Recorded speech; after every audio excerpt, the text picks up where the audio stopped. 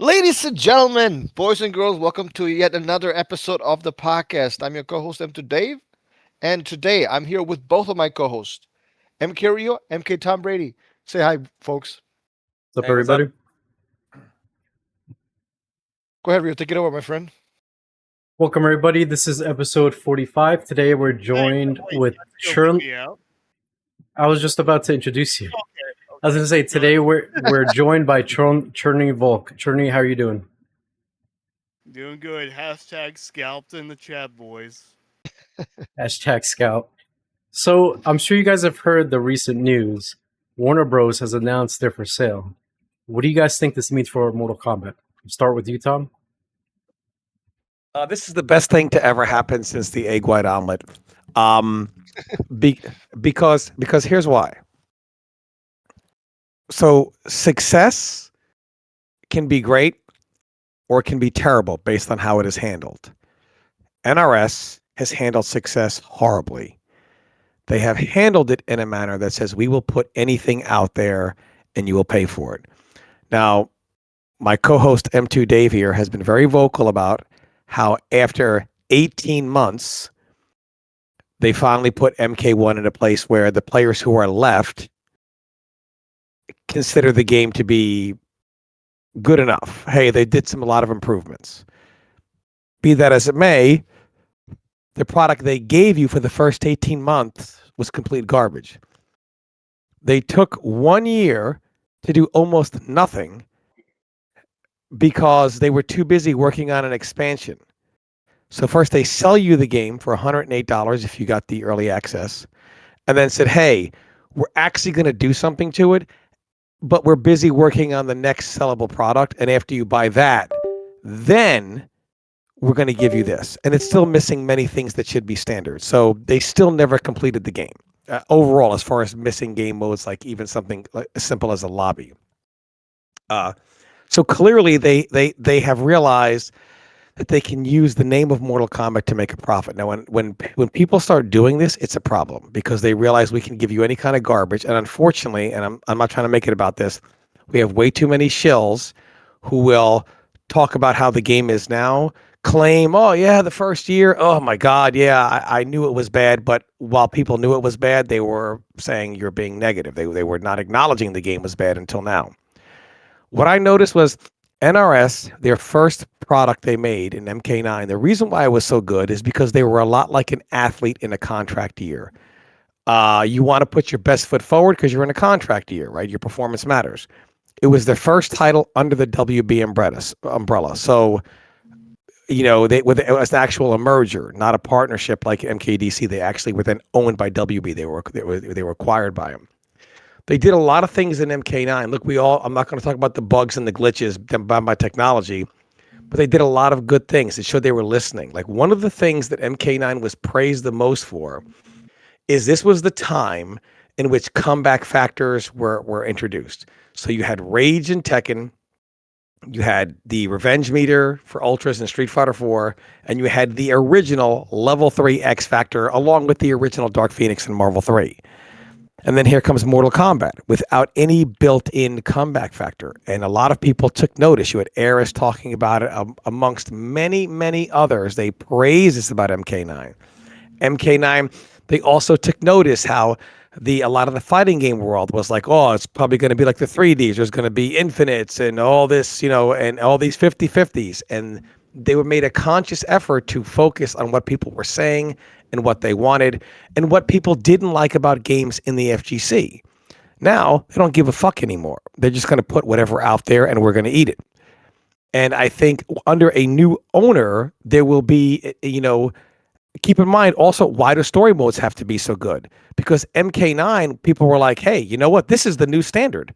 Story modes have to be good. Nobody cared about story modes till MK9, and then everything changed. They reinvented what the new standard is in the fighting game, and they haven't done that since. Their competitors caught up, and then they fell behind. I feel like under new ownership, at least for the first title, they are going to feel like a renewed sense of, hey, let's pay attention. What what are people really looking for? Like they'll pay more attention to the bigger picture as opposed to what kind of gimmick can we put together and slap it out in 2 years and make it at least, somewhat profitable. I feel like they're going to say, okay, you know what? Let's do what we do best, get rid of the gimmicks, and let's actually build a system. Let's listen to what people have been saying, not just, in general. And I feel like hopefully from that game, then they can build on another one. I think it's the best thing that could ever happen to them. Dave, would you like to comment? I mean, to comment on this rant alone would take like half an hour. I mean, there's so many inconsistencies and mistakes. But let me just say this very briefly because I'm gonna give everybody a chance to talk. So WB, I blame them for mostly everything, but not everything, obviously. But they have the money and they have the money to they have the money, they have the resources to to support this product that we all love. And I think losing them and giving to some kind of third party, not necessarily third party in a demeaning or malicious, denomination, but like, this other guy has less money, maybe they can invest less, right? Because at the end of the day, you need money to release a game. You need to invest money and stuff needs to be improved. You need to have somebody who has a lot of money, right? And that's what WB has. As far as like the more specifics, well, let me just say, is it a good or bad thing? Well, I don't know. People can decide, I guess. I really haven't really thought about it that much. I think it can go either way. But as far as like MK9, lack of comeback mechanics, yes, but people didn't know the game didn't have comeback mechanics. And then people realized What built-in comeback mechanic is in the it doesn't. game? Okay, do we need comeback mechanics for smoke or for And Cyrax? I believe I preferenced my comments with saying bugs and glitches that could not be removed due to the limitations of the technology of that the game was made on. So that would be covered in that. I Yes, said you're those a things guy from the aside. 1930s, whatever, driving a horse carriage, and I'm a guy who has a car. Yes, I know the No, old games sucked, ag- ag- including uh, MK9 sucked. By the way, nothing of what I said. so Another derailed topic. Another you were an derailed old topic. man. You were an old man. Yelling at whatever at some kids playing on your yard or whatever, right? Like I'm just telling you what the reality is, and the reality is that yes, the game was Tom is right in this respect. Excuse me. Reality. You don't That the game was operate in reality. Never mind. Go ahead, kid. Tom was right about that aspect that the game was received positively. Yeah, but that was at a time when people did not understand what the game was actually like because it took some time to develop the Cyrex fort, the smokes, the smoke resets, and Kenshi and all the stuff that was. Built-in comeback mechanics, Dave. That's what I said. Doesn't matter. It doesn't matter what the built-in What, stuff is if the characters already have it themselves. The top tiers already have it. Dave? So Dave, anyway, that was because of a limitation in the technology that did not yes, the game was allow not them. good. I know. I mean, you can phrase it any way you want, but the game, Dave, yes. Tom, Dave, I didn't the tech, interrupt you, and I listened to your garbage for like you're almost. judging a game from 2011 by It's not technology of good. 2025. Are you Yes, fucking just like high? Legacy. Are you Most of those games high? are not good either. Are you high? Are you high? No. You are crushing them off of technology at that time based on modern technology today. If that game was built with modern technology, none of that would exist. So, but none of that was built into the game. That Yeah, they being will remove said, the broken stuff, and then you will complain that it's too generic. All the now we're broken stuff talking is about gone. complaining. How do we get derailed every time? Okay, Dave, back to the. All right, man, go ahead. I'm sorry, guys. We're derailed again for no reason. Go ahead. Okay, well, really quickly, Dave, why do you feel MK9 is a very bad game?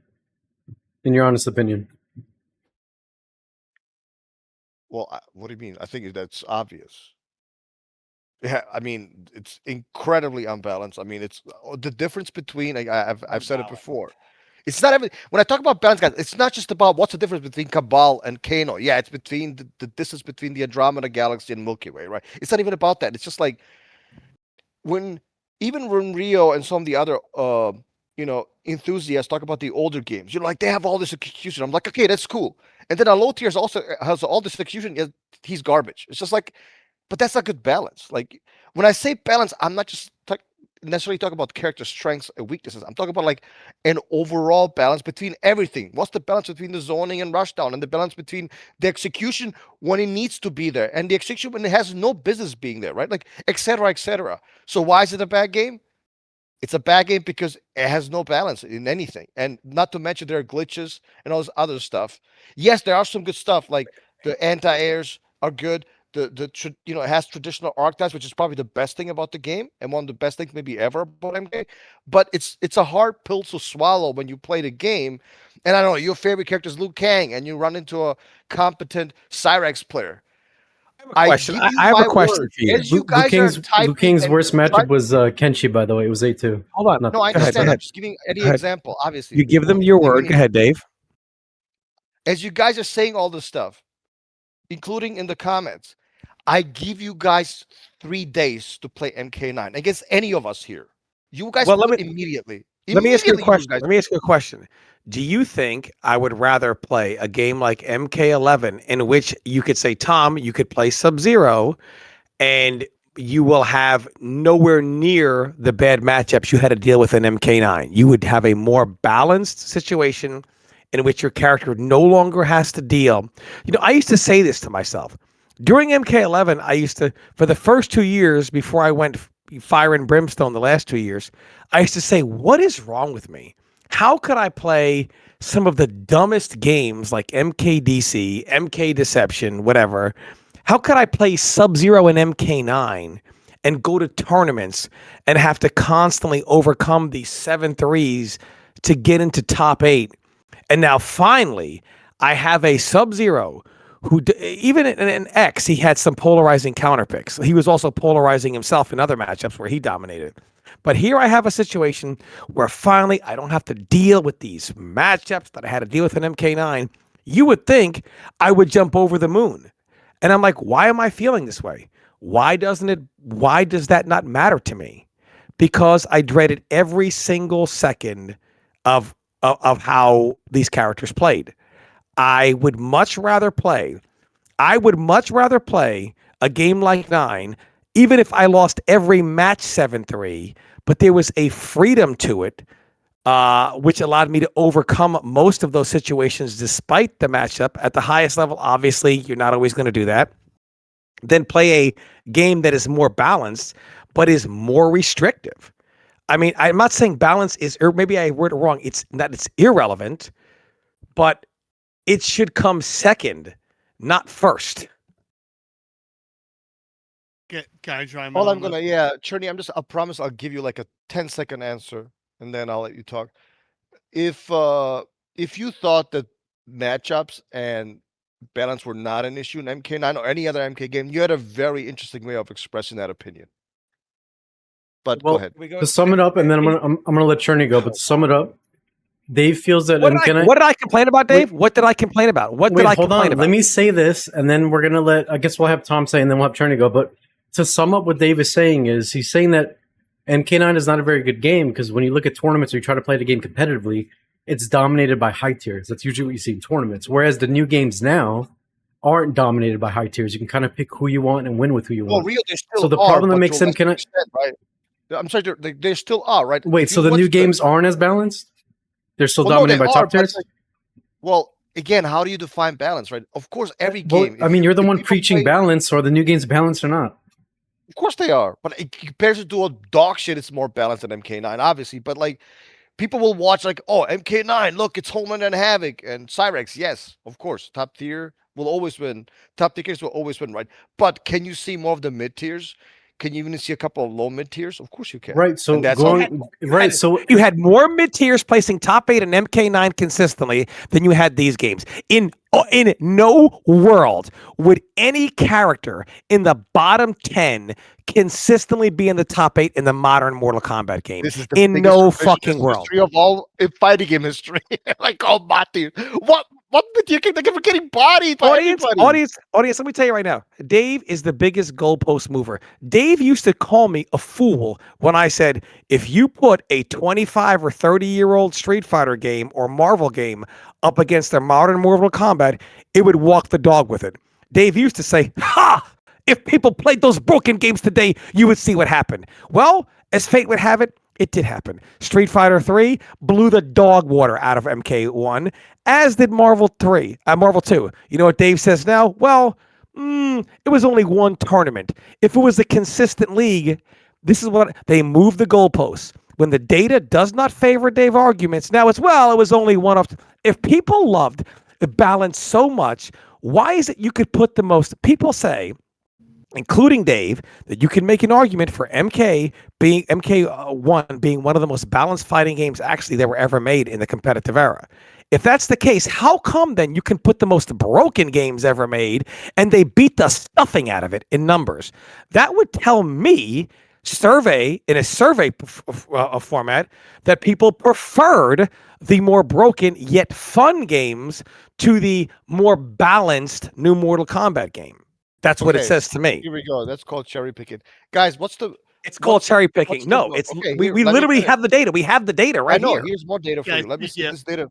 Let me just see if this data fits your narrative. The most entered game in fighting game history is Street Fighter 6, which is on release, just on release, the most balanced game ever made. There's no question about this. It was literally unpatched for a year. So that game had, I believe, over 7,000 people at Evo a couple years ago. And then in Evo Japan, it blew up all the other games, out of the water. Dave, go ahead. To your argument, also, the literal bottom one in that game has also won tournaments. Yeah, of course. I mean, look, it's cherry picking data, right? Tom's whole point, back in the old days when fighting games, they were broken, but we all had fun. I said none of it. And this is why you can't talk to the Mortal Kombat community. I said nothing like that. But if you mention anything that was good about an older game, it automatically, for example, if I were, let's say, Dave always says, "Oh, what do you stand for? Tell the people what game you like." And if Rio says, "Okay, I want faster gameplay," you know what Dave says? "Oh, like an old man, you want UMK3." That's not what Rio said. No, I'm just saying you engage in hold on. I heard I heard that. Stop. I heard. Guys, I we heard have that to talk one at a time. Just let Tom hold go. on. I heard that podcast, and every time you said, "Rio, say what you want," Rio constantly brought up things, and here's Dave. "Oh, like the old man, UMK3," and Rio's had to say after every sentence, "No, not like UMK3." Much like if I would have said, "Hey, let's take the movement system. I feel MKX movement was too fast, modern movement was too slow. When you run in on somebody and you don't have anything to do, they got to give you 50-50s. You don't have a universal pressure mechanic like a run jab." So, but MK9's dash, I think, is just right. But if I say that, people don't hear what I said. They only hear MK9. "Oh, the old man. Oh, at it again." This is the problem. This is exactly. I like MK. I brought up no comeback mechanic built in. I brought up no comeback mechanic built in MK9. Here's what Dave heard. "Oh, the old man want to go back to MK9." This is why Dave is a smart guy, but when it comes to Mortal Kombat, I guess he just gets Mortal Kombat community brain. I don't know what happens. Yeah, it's everything is the MK community's fault. Has always been for the past 35 years, right, Tom? But anyway, the point is this. I like some stuff about MK. And you're talking. I know they're all dumb. They never. To be fair, what Tom was saying though is kind of true though. He's talking about general gameplay mechanics. MK9 did not give you like an X factor or fatal blow. Who cares? The top tiers have X factor built into them. Hey, why do you need an X You're factor? talking about two specific characters or three actually that reset. I actually get to speak here. Yeah, go ahead. Chernyy. Okay. So I think there's a misunderstanding here, right? I think what's going on is Dave has the correct opinion here, because what Dave is basically saying is Tom is insisting on the idea of intention comeback mechanics that were intentionally put into fighting games, right?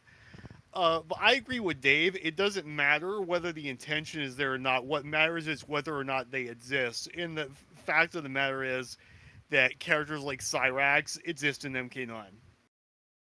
And MK9 Cyrax alone is more powerful than any of the combat mechanics of the fighting games that were around at the time. I think you're missing what I said. Again, what I said was, at the time they made the game, they were listening to what the FGC said. They did not in that moment realize the downside of the limitations of the technology of how the game coded. So when they were making the game, they weren't like, "Oh, Cyrax is in it? Let it rock. Fuck it." They didn't realize this till it. Hold on. My point is, not how the game ended up, but how the game was made. That they had a conscious effort in making the game a certain way. What they did was they made sure that a lot of archetypes existed. There was a lot of freedom within those archetypes. They made sure that there was no comeback mechanics in the game. They had a very good meter system, a very good super system, where combined with breaker, where your meter was very important. It was very impactful how you made those decisions. The only thing wrong with MK9 was that it was bound by the technology of that time, which didn't allow them to make certain mistakes, to correct certain things. But that is not inherently like a flaw of the game. That's just a flaw of the technology. A flaw of the game is not the flaw of the technology. A flaw of the that's what I'm trying to say. The way they designed it that way. They designed it like I was trying to say that they wanted to make sure the story mode was good. They wanted to make sure that the crypt was in the game, and that was pretty cool. They wanted to make sure the game played a certain way. Obviously, they couldn't have possibly known about those things, and when they did, they couldn't have fixed them. But compared to how MK1 was made, they didn't give a fuck. They were going to throw a gimmick in there, slap it out early, and you're going to eat shit for 18 months. MK9 was not made that way. Sure, problems arose because of the technology the game was made on, but it's not how the game was made. You could take the foundation of MK9 and it is significantly better than the foundation of MK1. Now, then if you factor in the technology differences, which caused a lot of issues, sure, you can look at MK1 and say, well, because MK1 was not limited by that technology, they were able to make certain fixes. If MK1 had MK9's technology, we'd still be dealing with Cyrex and Raiden today and get fucked. So it's not, so I don't want to hear any of that. So if you look at how the game was built, they had a more conscious effort in trying to get it right from the beginning than MK1. They paid attention to things, whereas MK1, I don't think they paid attention to anything. It was, hey, what's the new gimmick that we can do that's a play on the variation system, um, and just slap it out, and we'll fix it. 2 years later. Rio, why was the Wait, why was the no, Cherny? no, Hold no, on, no. Cherny, I'll let you talk. Hold on, I promise. Rio, Okay. why was the variation and all this other stuff? Why were these systems implemented in the first place? The variation What was system the was most? created in Go ahead. MKX because a lot of players back then during the community, during MK9 and Injustice 1, did not like how skewed certain matchups were and the imbalance Thank you. and how certain archetypes couldn't find the characters. So NRS's solution to this was instead of us making characters play a certain way and have their own unique style, let's make it so every character now you have different versions of them and you can select variations when you run into a bad matchup to change up your playstyle. Unfortunately, it didn't end up becoming what it should have, and I think the way they had it originally, which is how pretty much every fighting game has it, you should have characters play differently and have their thing and have some bad matchups, but it shouldn't be to the degree of being 9-1 or 8-2, obviously. Yeah. So, like I said, there were certain things they couldn't fix again because of limitations in That's not the technology, conclusion things like of that. this. You're missing the whole point. The conclusion is Yeah, this: like they try to fix a certain thing that people were actually complaining that Tom completely ignores. The matches were more complained about in MK9. That was the thing. How do I know? Because I'm not gonna mention the names. I was there, guys, in the tournament. Developers told me, dude, you guys are just like crushing us on this thing, right? We have to do something in the next game. And obviously they gave us the variation system, which was a major mistake, the cameo system, which I still don't like, all this other stuff. But they did listen. And no, they did not, they were not disrespectful. They NRS did actually not listen to tournament veterans.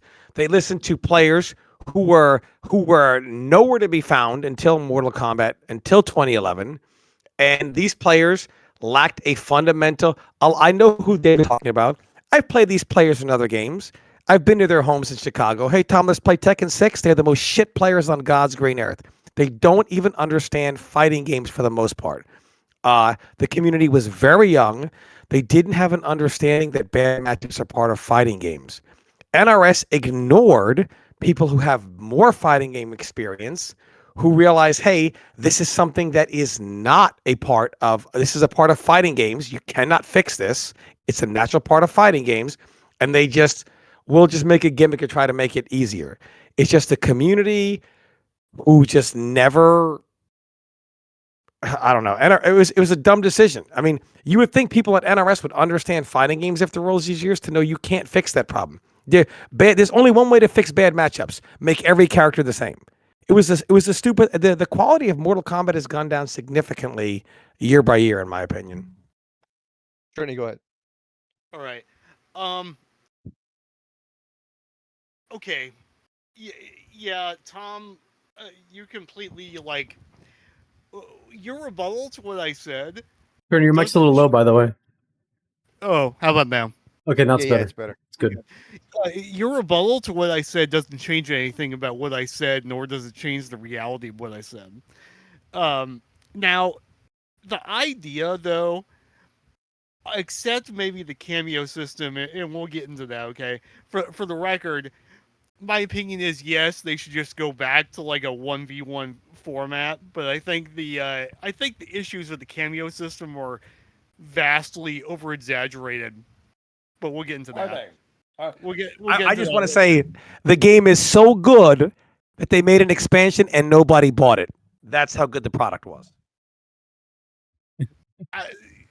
Tom, that's only been assumed. We don't have any actual data or confirmation of that. Chernyy Volk says the game might have sold 3 and 4 million, and I can promise you, if the expansion sold 3 or 4 million, they would have made another one. MK11 is sold. You trashed it for 3-4 years. So what? Is that game trashed now too, based on sales or not? Make up your freaking mind. Actually, you know what? I'm gonna be consistent for once on this podcast. And upload your damn videos if you have a balls. You don't, because you're a coward. Upload your fucking videos tomorrow. Let people judge. Guys, can we go one at a time? Okay, you know what?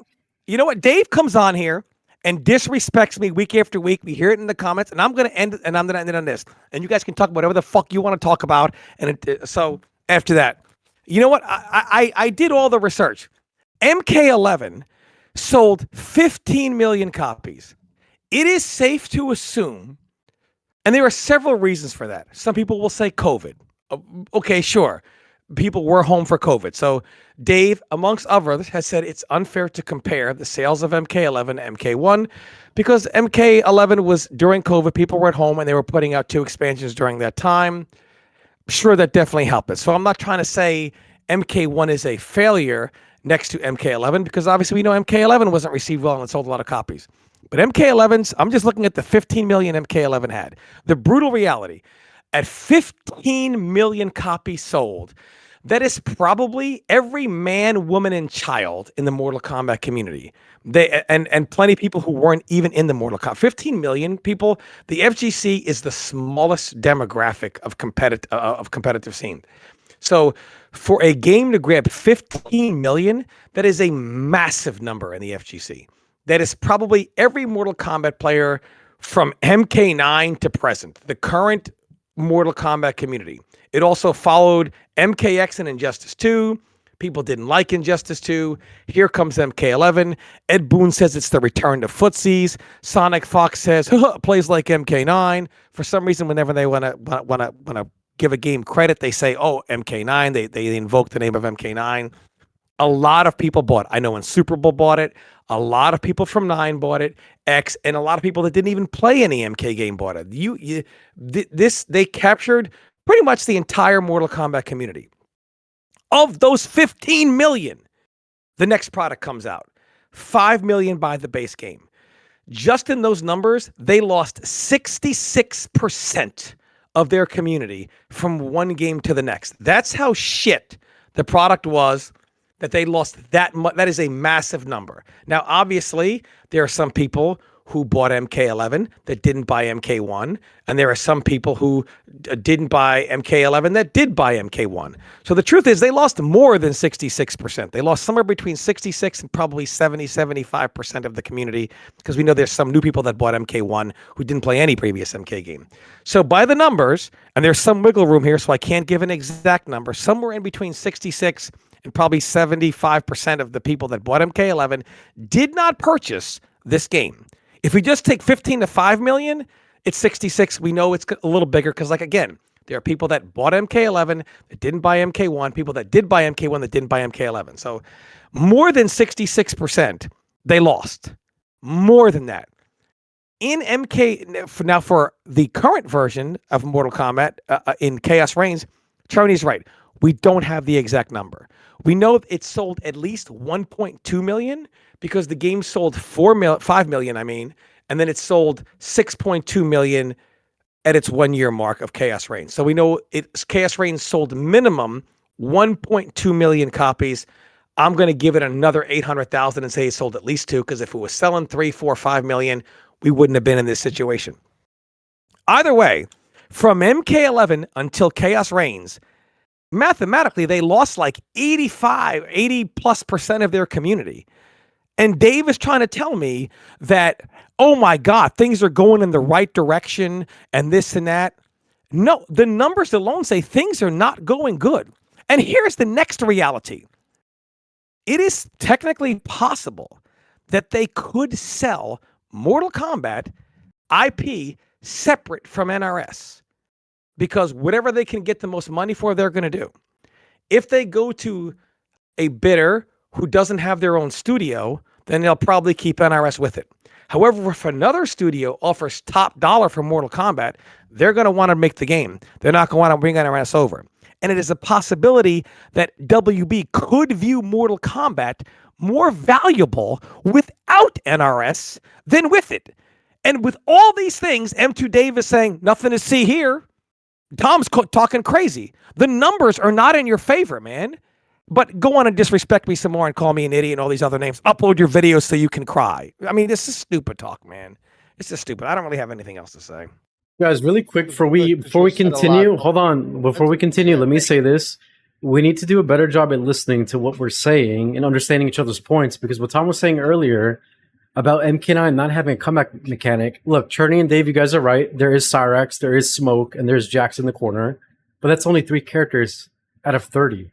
What about the rest of the cast? There's no huge comeback mechanic in the game. That doesn't matter. Can I respond to that, Rio? Yes, you can. Like Dave was saying, it doesn't matter because it's a fact of a matter. It exists. It might not be technically an in-round comeback mechanic, but it can be potentially an in-game comeback mechanic. If you're running a set, then you go to those characters, right? Again, I believe I said not counting the limitations of technology with things that could not be changed or fixed. I do. And again, you're missing the point. The game was made a considerably better product than it is today. There was no game mechanics. They made a conscious effort to not include things like comeback mechanics. They made a conscious effort to not include things like hand holding, so on and so forth. They did their best they possibly could. Obviously, limitations in the technology caused certain things to happen for a few characters. I understand that. But you can look at, they made a concerted effort that they do not make today to allow to open up archetypes, open up playing styles, not put in combat mechanics, not have things like a billion 50-50s. They made a concerted effort not to put hand-holding mechanics in the game, such as self-regenerating meter, one of the scrubbiest things I've ever seen in the history of fighting games, or a lot of the other things like fatal blows or things like that. They made a concerted effort to try to make a better product. Now, if you want to crucify them and say, oh, but it was made in 2011, so the technology used made it a bad product, they still put considerable more thought and effort into a game like that than they did modern Mortal Kombat. That's all that I'm trying to say. I don't know how that is going over your head, but we got two fucking MK1 lovers who are more concerned with almost like pride over the current game over actually listening to what's being said. You got Dave heard MK9 and he's like, oh, the old man wants to go back to MK9. Nobody said anything like that. This is stupid. Tom, I completely understand everything you just said. I already know all that. The thing is, to me, it just doesn't matter. What matters is what the game is. It doesn't matter what the game was intended to be. Also, I think I could pretty easily, like, if you want to talk about gameplay design decisions, I don't know what to say. I think you can look at a lot of MK1 from the, competitive standpoint where the gameplay lies there, and I can pretty easily understand what they were going for. I've seen other people say this, like this idea that it looks like they just threw darts at a board and it turned out how it turned out. I don't think that. I think MK1 is pretty explicitly designed. It's very intentionally designed. And I would argue it was more so than MK9. At least if you take how MK9 turned out as a statement of intent by the developers. I think MK1 is clearly intentionally designed, and I think it's more intentionally designed than MK9 was. And I think to argue otherwise is just wrong. I'm sorry. I think like I think I'm objectively correct here when I say that. Now you cannot like MK1, you can point out some of the balance issues the game has had, but there is a clear philosophy that they've had ever since this game came out throughout the patches and the way they've chosen to balance the game. Well, here's my confusion. If it's so much better, why do the numbers tournament-wise, like EVO, reflect MK9 numbers when clearly tournaments are bigger than ever before, but MK1's numbers are the same as a game that came out 15 years ago? Tom, I don't look at fighting games as stock options. Well, the problem is here's the problem. Anything measurable, anything by the numbers, you and Dave discount. That doesn't count. That doesn't matter. That doesn't mean anything. That was just Evo. It doesn't mean anything. I mean, like, so any number, and there are really no numbers that you can use that put MK1 in a favorable light. You can use a ton of numbers. You can give me some numbers. Give me some numbers. It's the most sold modern fighting game right now. Right now. There's your favorite number. You want another one? Okay. Are you ready? Let me ask you a question. Here's another one. Okay. Here's another one. Almost every single week, I would argue in terms of online, it's one of the most played fighting games. This is not even a tournament after in Brazil. Again, mostly online, yes, and offline it's struggling. I've said this a million times on this podcast. On my I don't think it's doing well online. I think other games have bigger online tournaments. Besides, even if the game all distract, nobody's playing it, whatever. It's a Chaos Reigns gets released. I watched Tampa Never Sleeps. It had hundreds of people for Street Fighter. Hold on. Hundreds of people for Tekken. And then Mortal Kombat comes out. Or how about this? A Pro Series tournament couldn't even get 64 people at it for $10,000. Why? Well, if you compare it to Tekken and Street Fighter, I believe that Dave, 64, you couldn't get 64 for $10,000. Well, again, you're arguing a standard that MK has never matched, and I don't think ever will. So that's the problem. That's not true. By the numbers, you can see MK was doing very well between 9 and the first Evo of MK11. There are some examples. Yes, there are some examples where there are a lot of examples that it did. No, they're not actually. Even in MK9's, even you've always said MK, no matter the game, can have initial good results, but cannot sustain those numbers. You are taking games you don't like nonstop and you're trashing them. You go on a fraudulent channels like Mike's channel, which is incredibly negative, unfair to MK. I'm a lot more open-minded. I don't think NRS is garbage. I used to compete with those players. I have a lot of respect for those players. I have no respect for them because they have no respect for the players today. They have no. Okay, I get it. Yeah, they're terrible. Listen. I have. Let me finish my point, please, because you have talked the most on this podcast, and our guest has barely talked, and neither has Rio, by the way. And I do apologize. If you didn't derail stuff, we wouldn't even get here. Dave, well, first thing, stop the old man. Back to the stop engaging alternative facts, and I will not derail stuff. The point is this. Let me say this. This is a franchise that has, to a very minor extent, obviously given me my name. I respect people like 16-bit, people like Dizzy, people like Paulo Garcia. I think they're doing a good job. They're doing what they can. They're just guys trying to, pay their bills just like everybody else. And yes, in the past, I've been harsh with them, and I do apologize. However, it doesn't mean you cannot criticize the game, which I've done the first year. I've been one of the harshest critics. However, there's a balance, no pun intended, that needs to be met that I think, just like, guys, if you have a job, right, you don't go to your boss and just start trashing the company or whatever he or she decided to do. Like, there's a balance. You're handling yourself professionally. Like, that's just how real life works. And I think certain people in this community need to do a much better job of that. And that's and the reason when they don't, they're a laughing stock, and that's how many of them are. Notice he said trashing the game. I didn't say the game was trash. If somebody can listen, if somebody can listen, I said did not call the game shit. What I said, and If anyone can listen to me and say, Tom is a guy, he's going to shit on the game, he's just going to say it's not good, he doesn't give any talking points, he doesn't break things down, then you're just like M2 Dave, and you're going to just go style a bunch of horseshit that's not true. I mean, the reality is, I mean, I don't know, man. I'm looking at this game in MK1, and this is why people call. So this is why people call for a boycott. I'm not gonna. Dave is gonna bring up Tekken because Dave loves to move the goalposts. He loves to talk about other games and everything but Mortal Kombat. Just keeping it on Mortal Kombat and only Mortal Kombat. The reason why people say people have just got to stop buying the game is because what happens is people will buy the product. The MK1 did not sell like MK11 because people bought MK11. They had certain expectations. Those expectations were not met. And a shitload of people said, I am not going to buy MK1 until the word of mouth is good. The game came out. A shit ton of people bought the game in the first few months. MK1 sold a vast majority of its copies, over 50% in the first 3 to 6 months. Over 50% of what it sold in the first 3 to 6 months. And sales just came to almost a screeching halt.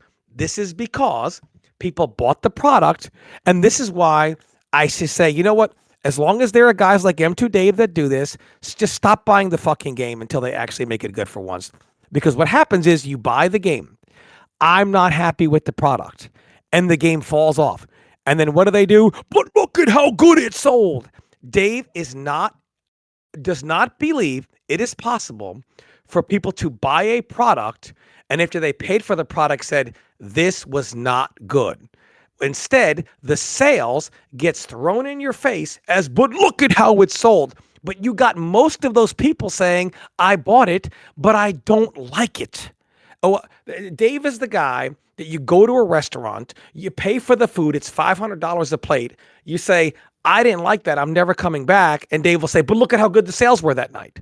Like, I mean, this is the problem. People buy the game, they say they don't like it, and then they have the sales thrown in their face. That's why they say, you know what? If this is going to be the case, if people are unwilling to acknowledge that most, not all, most of the paying customers of the game, if you cannot acknowledge that NRS has lost a staggering percentage of their community post MK11 into MK1, and especially into Chaos Reigns, this is a fact. They have lost a staggering probably 70, 80% of their paying customers.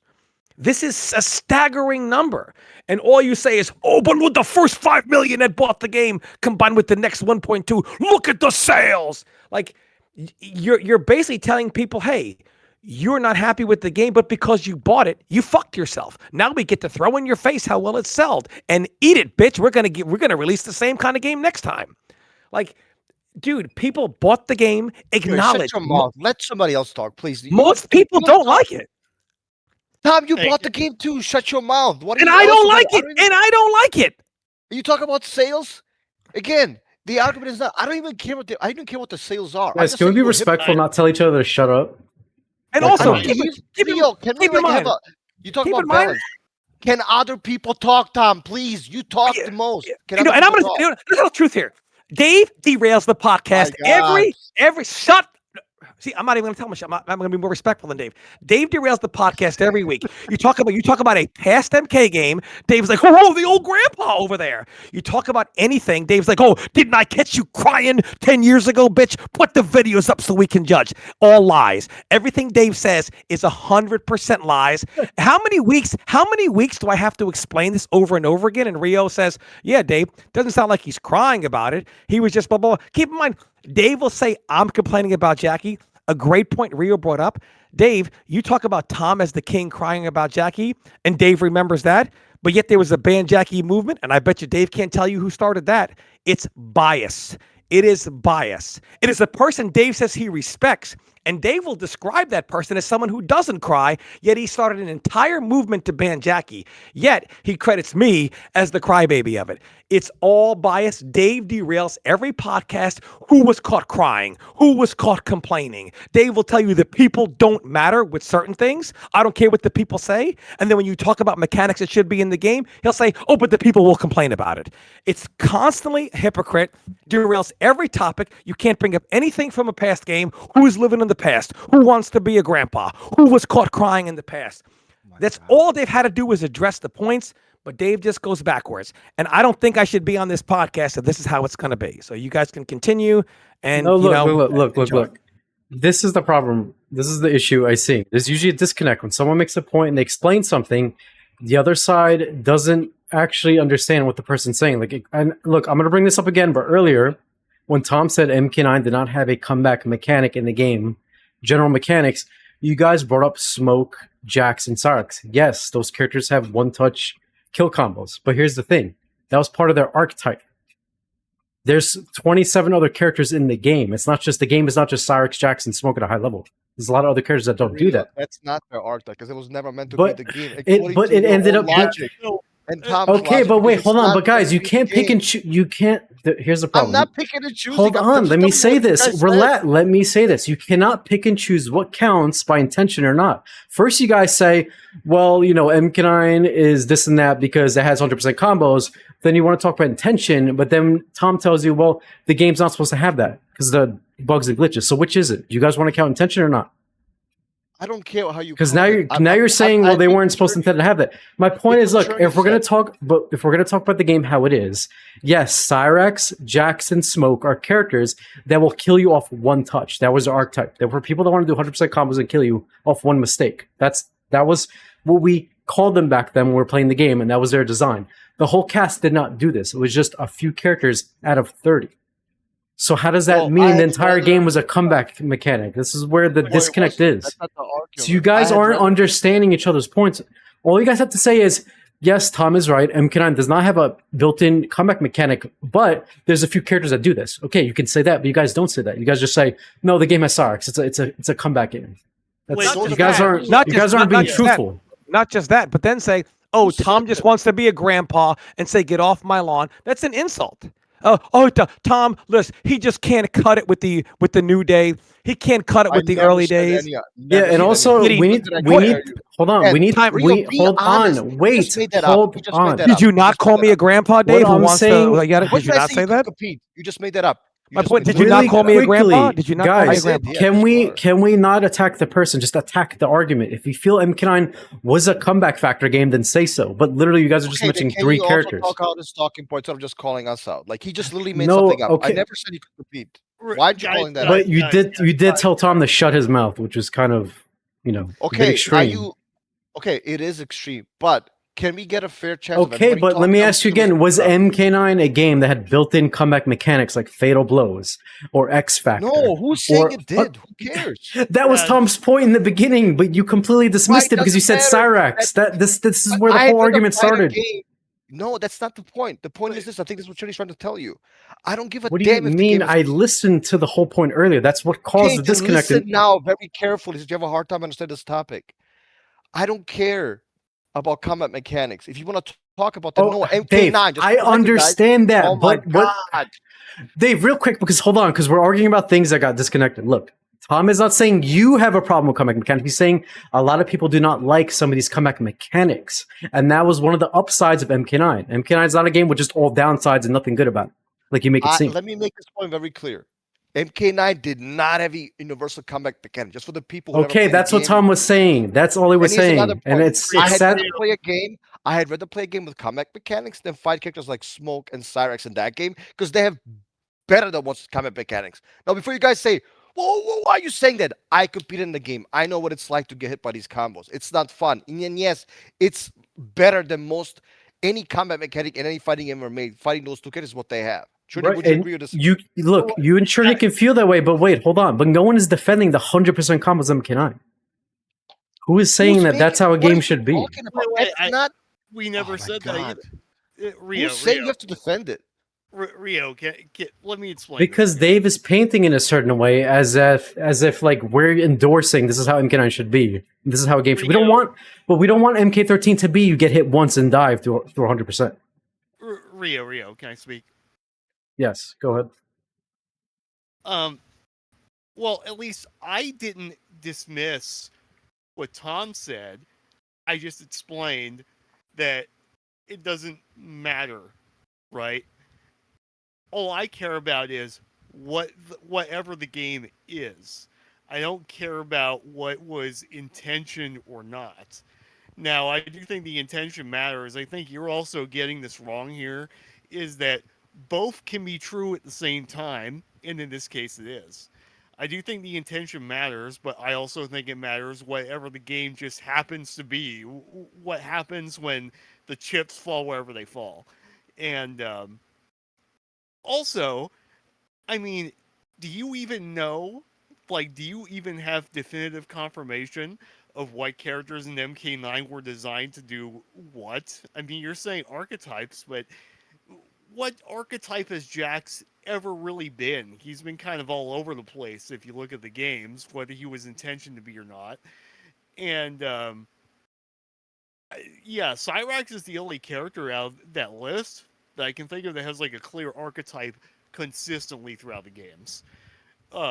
Except maybe the 3D ones. But, like, I also don't get this point. Like, I feel like it's not that MK9 is a shitty game. At least I'm not saying it's a shitty game. But I don't think it aged well. And I think that it's dishonest to say that it didn't age well. That's what I think. I think That's fair to say. it was important to the NRS scene at the time, right? It kind of uh, gave a jolt of energy back to the Mortal Kombat community, and for that, it's good. And on a single player content perspective, yeah, the game is pretty good, right? Um, Competitively, not so much in my opinion. And whereas if you look at like MK1 as a product, sure. And by that I mean the encompassing thing and mostly like what kind of content are you getting? It's a dog shit game. Right, single player content is like bottom of the barrel invasions or garbage. But if you play the game for the actual core component, which is the gameplay itself and trying to play it at a high level, I think it's a fantastic game for the most part. There are certainly things I don't like, and the game's launch, to Tom's credit, yes, was a fucking disaster. It was terrible.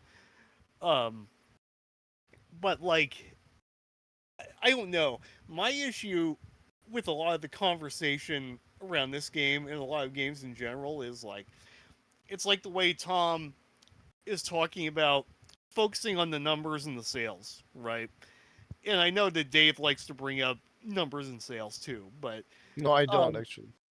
I don't look at video games, period, but especially fighting games, as stock options that I'm trying to get a ROI on.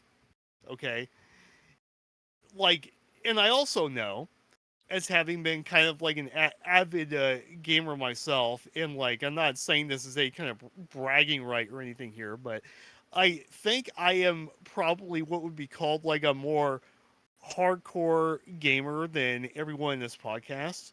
And I know definitively that the numbers do not align at all with what a good game turns out to be. Some games, like, they're lucky in the sense that they happen to line up at the exact right point with whatever the cultural zeitgeist of the time is, what the mechanical trends are. Sometimes that happens, but for the most part, um, numbers don't correlate to what a good game is and isn't. If that were true, then Call of Duty would, be the best game ever made. But Call of Duty, as we know, is mostly like a pig slot franchise, right? As an FPS, it's low skill floor, doesn't have much depth to it at all, and is notorious for, it's FPS where pro Call of Duty players, when they try to transition, they have a lot of difficulty because of like how casual they are in comparison. So to Tom's point about why can't I answer for the low numbers, my argument is I admit the numbers are low. That's an obvious truth. My point is that shouldn't be the point. And I think it's ridiculous to make that the point. And now, our numbers Okay, are so when the Cherny, again, I'm not using the numbers to say if the game is good or bad. okay. What I'm saying is that the numbers show that factually they have lost 75 to 80+% of their community. Now, Okay, I get I'm that. not trying to say that makes the game good or bad, right? I'm just saying what the numbers do show is they have lost a staggering amount of their fan base. Okay, I can agree That's all with I'm saying. I can agree with that. Listen, MK11 did like untold damage to our community. It just did. There's no denying that. And personally, I think that a lot of even what's wrong with MK1 in a spiritual sense, it can still be traced to MK11. I MK1 mean, is hold on, but that's not entirely true because this is again, you guys live in your own bubbles. You guys know I despise MK11. I go play the game on PS5. You can get matches nonstop, no issues, yeah, absolutely not. And I hear on Steam, it's the same thing. In my 30, almost 30, I mean, time's been longer to his credit, uh, years of not necessarily competitive playing, but following the scene. Guys, it's preferences. Trust me, that's all that is. I know it's a boring answer, and I keep going to it, but that's all that is. Rio called MK11 good. Tom and I, we went in a whole war with him and Crimson, right? We even had personal drama. True. Hold on, I didn't say the game was good and Geno's fighting him. I said it was better than MKX and Injustice. No, I'm yeah, just saying yeah, the fair bar enough, is fair. low to make that Oh, no, statement, but fair, still. fair enough. But No, no, preferences, fair. would it be accurate to say the numbers show that people's preferences are not MK1? Well, it depends. It depends how you analyze the numbers, right? But let me just make this the case, and then I'll promise I'll let you respond, and you can make your case about the numbers. All I'm saying is that MK11, you can't blame everything for, right? Like it's like no, again, it's a matter of nuances. I blame MK1 for MK1, not for MK11. Like, what are we doing? Why are we looking in the past, right? Like, what does that? What does that have to? What does the previous game have to do with the new one? Yes, there might be some connection, but like MK11, by the sales, if you want to go by that, I don't. But it has sold very well, so you would think, hey, this other game has sold very well, obviously, and it's still selling, and people are still playing it on both PC. By the way, I think it's more popular on PC than MK1 is. So it's cherry picking, guys. You cannot do this, man. You can't do it. It doesn't work out. And again, I'm a guy who personally believes that MK11 is not a good fighting game. But obviously, many other people who still play the game, including a player like Foxy, who, from what I understand, has been streaming the game the most recently. He, along with many others in the NRS community, they believe that the game is very good.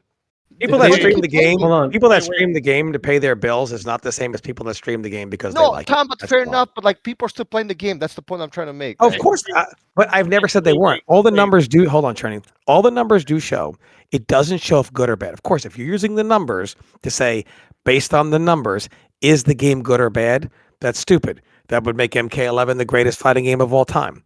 The numbers don't show if a game was good or bad, but the numbers track from a certain point to current how many people are happy with the product, and it shows that based on the numbers of MK1 compared to the previous product, that maybe I think what Charlie's saying is the previous product soured people to enough of them said, I'm going to hold off until I see the word of mouth. And then Yeah. the word of mouth was catastrophic during the first year. So you had a product that people bought and they felt cheated. Hey, I didn't get what I wanted. It doesn't mean it was good or bad, but a lot of people felt like they kind of were left holding the bag. And then the next product comes out and the word of mouth is catastrophic. So you have that following with catastrophic word of mouth. And then Chaos Reigns came out and people were like, man, fuck this, man. Like, you sold me another incomplete game, more incomplete than that one. And then Chaos Reigns comes out, and for $50, you still don't even have basic things in the game, like lobbies or other stuff. Like, I'm not doing it. So they lost for several reasons, not all even gameplay related, a large portion of their community. Yeah. That's all that I'm saying. And that is not good. There is in no way you can look at that and say that's a good thing. What Dave said is true because I was playing MK11 on PC last week. There's actually more players than there are for MK1, and you get matches in Combat League every 10 seconds. And Hey, I I'll was be surprised. right back real quick. Yeah, and I was very surprised how quickly you can get matches.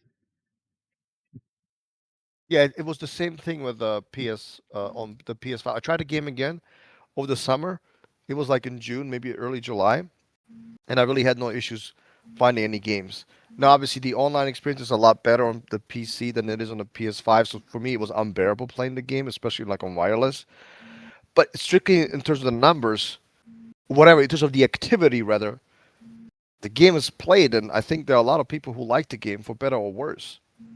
Yeah, but regardless, I want to touch on what Chernyy said earlier, but I want to wait for him to get back because he made a statement saying that MK11 is one of the reasons that MK1 is doing bad, and I want to say something about that, but I'm going to wait for him to return. Well, yeah. Why don't you go ahead since we're waiting? What do you think about that statement? Since you've been mostly quiet, what do you think? Well, in my opinion, the worst mechanic in MK11 by far were fatal blows. So if MK11 is the reason why MK1 is doing bad, why would they take the worst mechanic ever created and then put it back in MK1? That doesn't make any sense to me. You don't fault the other. Okay, wait. I'm back now. Rio. Did you hear what I said?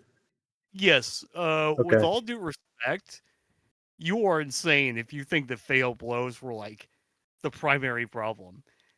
They were like, literally the number one thing on the list. No. Do you know how many matches a lot of people lost in Combat League due to fatal blows? But that wasn't the issue for people.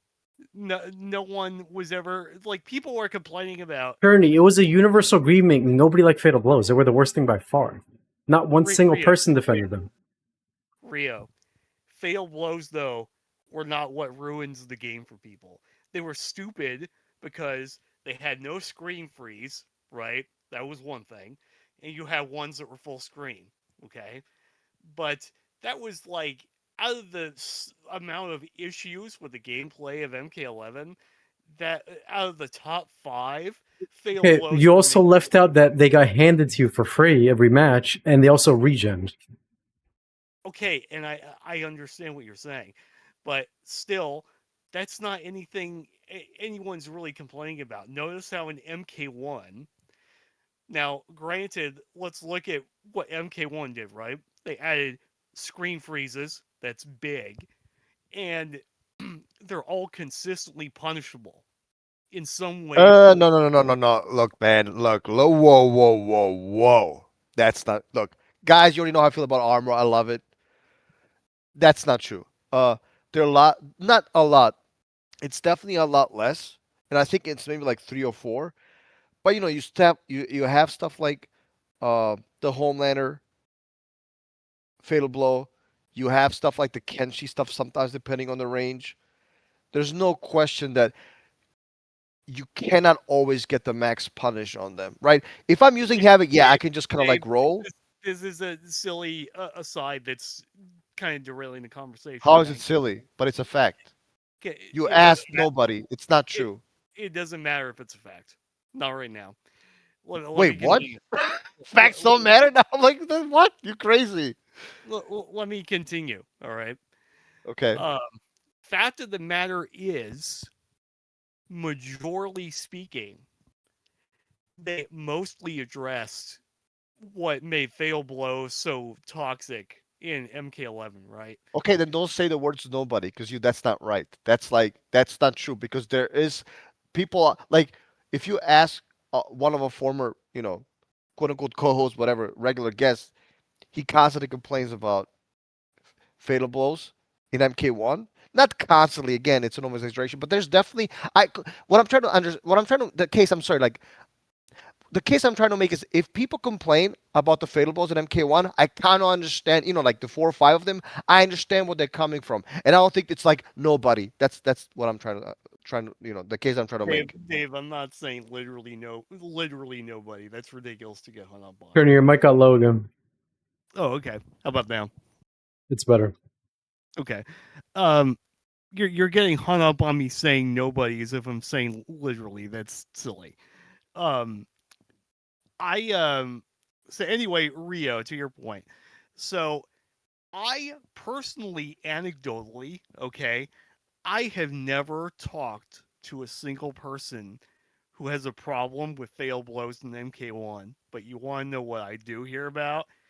Thank fuck there's no breakaway. Thank fuck there's no wake up roll. Thank fuck there's no flawless walk up 3 or up 2.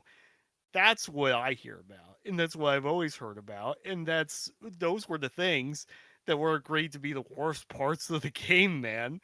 Bro, And you cannot expect me to believe that people are complaining about wake up roll in MK11 over some other stuff like delay wake up. dude, That to me is laughable. top players posted more, and Tom knows I'm right here, about getting frauded by forward roll into whiff punish than fail blow. Dude, Tom, am I Th- not look, correct? Just So the hold on, problem- guys. you Just could to be hold quick, on. Let's quick, talk Rio. about the mechanics real quick and break it down. Wake up roll, Yeah, you could delay actually roll, bait here we them go, and delay. full combo them to punish them, and it costs meter. How is And it that also- in any form worse than delay wake up in MK11? Rio, it's When a you have three, combination of things. It's a no, dude. combination. But here's the problem. Your opponent has to commit to wake up roll. They have to do it as soon as they get off the ground. They can't do it later or wait. When your opponent delay wake ups, you have to guess between: are they going to get up buttons? Are they going to short delay? Are they going to medium delay? Or are they going to long delay? If you guess wrong out of this dice roll here, they're using no resource. It's available to them 24/7. And if you mistime your string on you having to make a hard read on something they may or may not do in delay waking up, they get up and full combo you. And you expect me to believe that waking up roll that's telegraphed that you can only do in the beginning of your wake up, not later, like all these other delays, and you get a full combo for it that they can't break away after, and they can lose a round off, that this is worse than delay wake up, which was the dumbest thing in Combat League by far? Wait, I don't understand. You think that having a delayed wake up is worse than an invincible wake up option that can go forward or backward that requires two entirely separate reads to punish? Also requires you to sit there and wait. This is the other important part, right? It requires you to sit there and wait because it's in vulnerable frame 1, and it takes forever for them to actually be vulnerable to whiff punish. But you're leaving out the fact that if you sit there and wait and they roll, they die.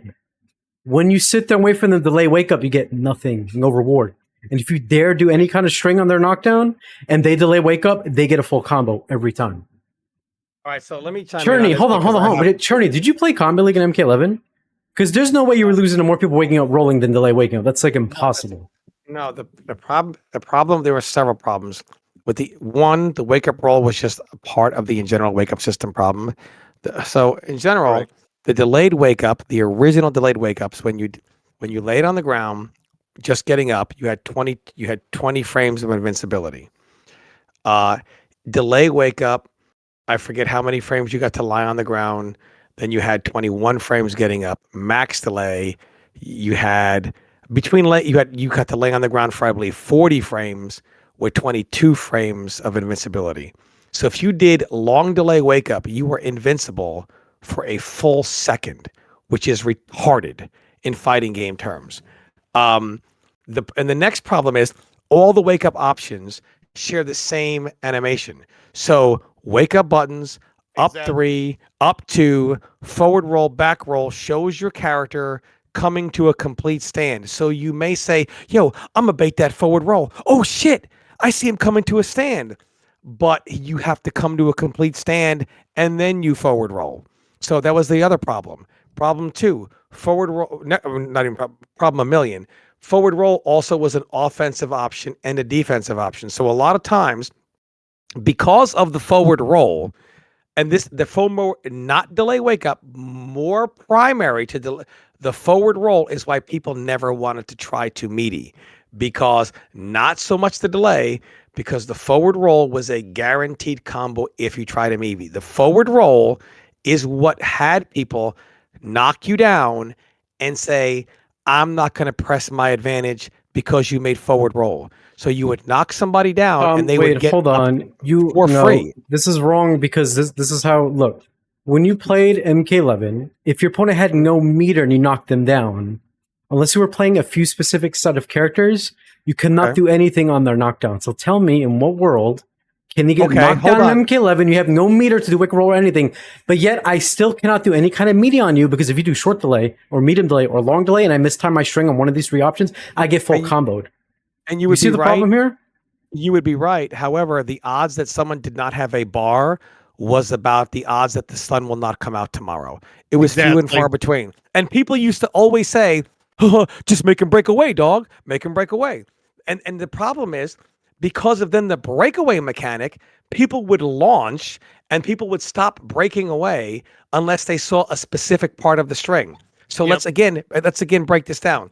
People would break away, people would get launched, eat the down 2, lose no damage, and then still have all their bar. Or you say, they would say, well, show them part of the combo like you're going to do the whole thing.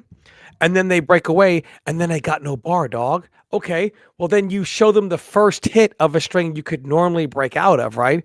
And sometimes they still don't break away. Then you did no damage, and you're stuck next to them. What am I going to do? Wake up buttons, wake up jump, you lost so much. It became a stupid meta game.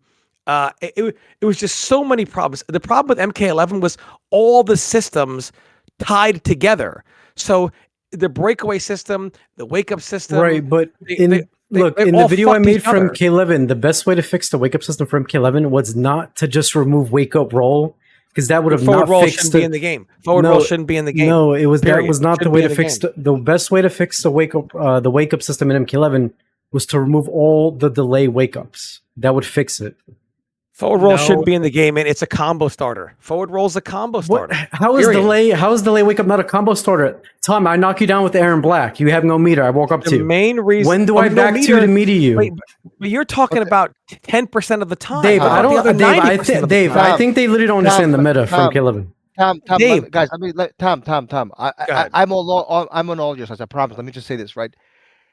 What's in the game depends what everything else in the game, right? Like this system that was present in MK11 would be acceptable if it were in MKX, right? Because look, you want to have this offense, like half screen overheads, I run in, I do this, you're like, okay, fine, you can have that, right? But like when I get knocked down, maybe I should have more options, right? But it's not a system that should have ever existed in MK11. Can we all agree on that, right? So the options, in other words, are dependent. The wake up in this case, right? Or even armor, anything, right? The anti-air system are dependent on what else is in the game. How good is the offense? How good is the zoning? If the zoning is weak, do we need every character having a teleport? No. If the offense, which I don't think offense is even that strong in MK11, aside from maybe like Sub-Zero, Terminator, right? Like, do we need that strong of a defense, especially in one centralized area, or in 2 at least, right? It was so disgusting to watch. Like, I'm in trouble. I'm just gonna jump back and mash breakaway and hope my opponent did like a string that has a lot of recovery frames. Look, if you like that, God bless you, play it. But I just can't stand that. But again, anyway, guys, to cut the rant short, the point is, I think we can all agree, it's dependent on what's in the game. What gives what the proper options are. Okay, well, let me ask you, how is removing wake up roll in MK11 better than removing delay wake up? As Tom said, it's about everything. It's not just one thing. It's not about the wake up roll. It's not about. It's not the delay wake up. Chernyy, give me 1 second. But delay wake up was the worst thing though in the wake up. No, that's according to your opinion. Because your opinion, again, you targeted armor first as usual. With the fatal blows, because that's you always talk about. It was the invincible frames. The delay wake up wasn't a problem. It was the fact that the long delay gave you a full second of invincibility. That's what Franco would say, right? So it all depends. You guys are understanding. Again, let's say we're playing your version of MK11. I'm playing Combat League. I'm playing Aaron. I knock somebody down. They have no meter. What do I do on their knockdown? Why can't I do my string? But that's 10% of the time. Okay, how about this? Like, How 10% of the time it's there 24/7. They can delay wake up whenever they want. 24/7, no resource. Okay. 10% of the time, delay wake up's the problem. 90% of the time, it's forward roll. No, because forward roll was the only way you could actually punish a wake up. If they did delay wake up, you never got a combo ever. Forward roll is a combo starter. They're fishing for a combo on delay, but you cannot do anything about it because you cannot punish them for going for a combo on forward roll. They're Guys, here's the difference though. When you do a forward roll, you die when I read it. When you do delay wake up, I get nothing. This is the problem. When I read delay wake up, you still get combo. Wait. Can I say something? Yeah. Okay. I want to go back to directly addressing Rio about this. We got one other problem here. Damage in MK11 is low as fuck. You do not die, quote unquote, for anything in that game, which is another part of the problem. You have low damage on top of the best damage mitigation options in the NRS era games. So this idea that you die, quote unquote, for rolling. Okay, Chernyy, what happens when you roll and someone punishes it? Can they do their combo or no? Rio, let me ask you this. Can they do their combo or no? Rio, if I read someone rolling with Aaron, do I get a combo or no? Okay, hold on, Rio. If I guess, like 20. Hold on. If I guess, Rio, that I get 32% actually. Rio, hold on. Rio, if I guess that you were going to do delay wake up buttons, and I read that properly, and I punish you for it, you get comboed, right? So which delay wake up are you reading? I have 3. I can short delay, I can quick it up, I can medium, or I can long. Which one? In the final version of the game, you have delay or not. I literally made a video of this. I made a video explaining in detail how I, as Aaron Black, who by the way was top 5 character in the beginning. This was the beginning of the game. Hold on, but when I knock your opponent down, I cannot do any meaty option because if my opponent guesses when I'm going to do my knockdown, when I go for my string, if they guess delay, medium, or long, they get a full combo and no risk for them.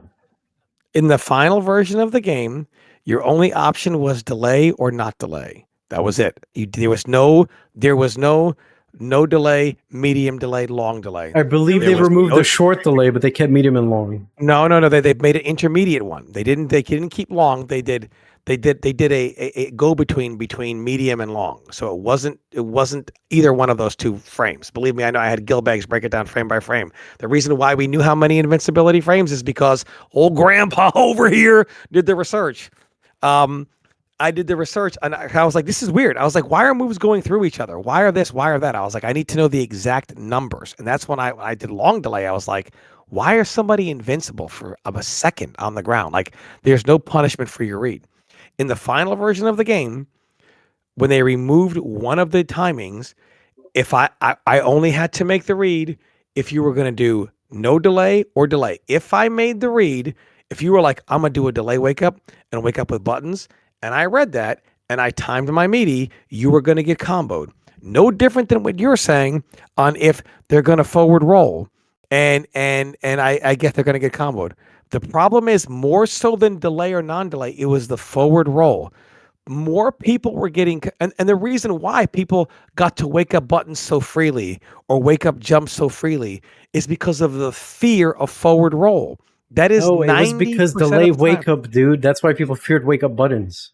No, Can I say something to? Also, wait. What do you mean they removed 2 delay wake ups? The game had 3 delay wake ups. You said they removed 1. That means there's still 2 left in the game. No, you originally had get straight up, long delay, and short delay. No, originally you had get straight up, short delay, medium delay, and long delay. There were 4 different delays. Then they removed one of them. Then in MQ1 they removed another one. So in MQ1 you only have 2. No, you only have 1 delay wake up timing now. Only 1. Yeah, there's not 2 of them anymore. So MQ11 right now, they've removed the short and medium delay. There's only long delay and nothing. That's it? Yes. Okay, I'll take your word for it. Oh, and by the way, for the chat out there, who's like, whole Grandpa Tom, does he do research? Who's the one who discovered that the Shiva Stomp was not delay or not delay? It was that you could I think it was 30 frames from when you left the screen to when you landed. And you could time Time. Yeah. So basically, you had for every frame you could delay, that was a timing. So it came to like 30 or 40 variables of when she could release the stomp, which is why there was no way to predict it because where she would land based on which frame they released it on half the time. So there was no way to know. That's what made it dumb. And when they patched it, they made it so you could no longer release it earlier. It was when you do a delay, you're delayed for X amount of frames. You can't delay it for, I'll delay it for 5 frames. Maybe I'll delay it for 7 frames. Maybe I'll delay it for 30 frames. That's how they patched it. So believe me, I've done all the research and all the dumb shit in MK11 when it was happening. And I'm telling you, people were more, yes, Ria, when you had no bar, yes, the option was still there for delay, wake up, into buttons, etc. Yes, that got a lot of people. Sure. But forward roll is what made people afraid to meaty at all because of forward roll. Because in theory, you could still make the read. I mean, delay wake up buttons is in theory in every Mortal Kombat game, but people still pressured on wake up. The main reason why you saw less pressure on wake up in MK11 than any other NRS game, including NRS games that gave you invincible wake up attacks, is simply because the forward roll option. Yeah, exactly. The all you could do with forward, at least if I knew you were going to do a delay wake up, I could make the read. Dude, if I knew, I'm telling you, the forward roll is not why I was scared to press a button when someone got knocked down. It was the delay. Well, I'm telling you, it's forward roll because if it was forward roll, then why am I still scared to press a button when they have no meter on the ground? This doesn't make any sense. Because it depends. That's 10% of the time. That's 10% of the. What about the other 90% of the time? Can I say this, please? I don't understand why you're saying 10%. They could delay wake up whenever they want. I don't know why you assume every time they have meter they're going to wake up roll. They could also delay wake up. Guys, it depends on the character. When I used highboard, and then when I have the highboard got nerfed, I called Tom and Chernyy and I. Dave, I get what you're saying, but this is the thing. If they were to fix the wake up system in MK11, why wouldn't you just remove delay wake up? It gets rid of all that annoying stuff. That way, if someone wants to wake up off the ground, use your meter, and then that's it. Hold on. Guess what? I can fix this right now, Dave. Before you go, guess what? Go ahead. Even if they remove delay wake up, and you could do up 3, up 2, just get straight up or forward roll, people would still not pressure you. That's the thing. If you remove forward roll and just say you could do delay wake up or just get straight up, people would still pressure despite the threat of wake up buttons. If you said we're going to remove all delay wake up and you only have the up 3, up 2 forward roll and get straight up, nobody would pressure because the forward roll. Actually, Tom, there's sweet spots you could sit at to bait up 3 and forward roll. But my point is, you guys are missing that there's also back roll, which is different. That's fine. It goes back to neutral. I'm fine with people back rolling. Nobody cares. Except why? If they're using a bar meter to reset the neutral, okay. I don't see the big deal with that. No such thing as a bar of meter in a game where it's self-generating. Yeah. It's a silly excuse too. Like, you almost always have bar in MK11, unless you broke away. You almost I get what you're saying, but I mean, you don't have bar 24/7 all the time. There's some times where you don't have a bar. My point is, if they want to use a bar to get away from me, then okay, they can do that.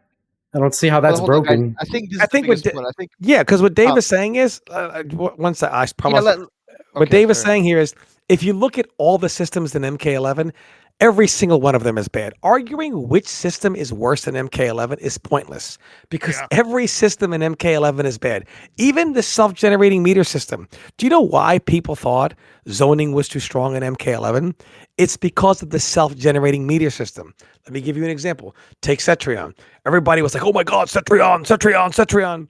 Cetrion, as a zoner, quote unquote, if in fact she had to build her meter manually. See, this is the problem with the zoner. When the zoner has moves like max range rock wall to make it safe, right, where you can't even flawless block up to it once Geras is up 2 got nerfed. She has these moves that she can amplify to make them safer. The problem with a zoner is when a zoner's safe keep away options require bar, when zoner is out of bar, if the zoner wants to still keep away and he has to build bar, he just can't run away because he has to still build bar somehow.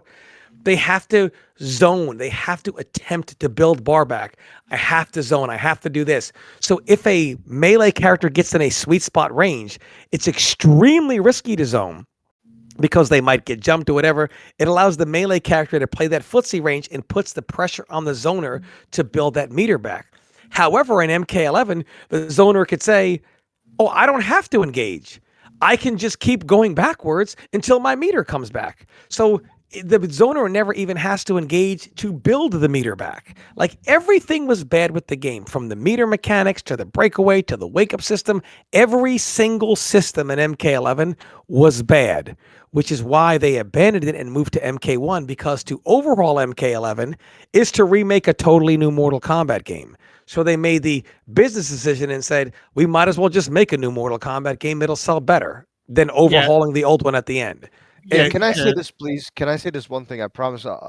Just like one thing, because I do think it's important to stress is, again, I called all of you guys, and I think the point I'm trying to make here is that a lot of the stuff depends on the character, right? When I was using Highborn, who could use razors, essentially on your wake up, obviously meter free. If you forward roll, I was plus 20. If you back roll, I didn't give a damn. If you delayed wake up, I could still time it to be plus. If you jumped, you got hit. If you did up 2, you got hit. If you did up 3, nobody cares. So the point is, if you have a game like that in which many characters have similar or identical options, you probably don't give a damn about the, uh, you know, universal wake up mechanics. But that's not to Tom's, again, Cherny's point. That's not that's not the point in which most characters stood, right? So a lot of it has to do is, I think the biggest, you know, picture of them all is like, why would you put that in a game in which it's not MKX? Why would you give this many defensive options all centralized in this one, point? It makes no sense. It's like a hypercorrection for a problem that no longer existed. And that's yeah. why the game, in my humble opinion, is so bad.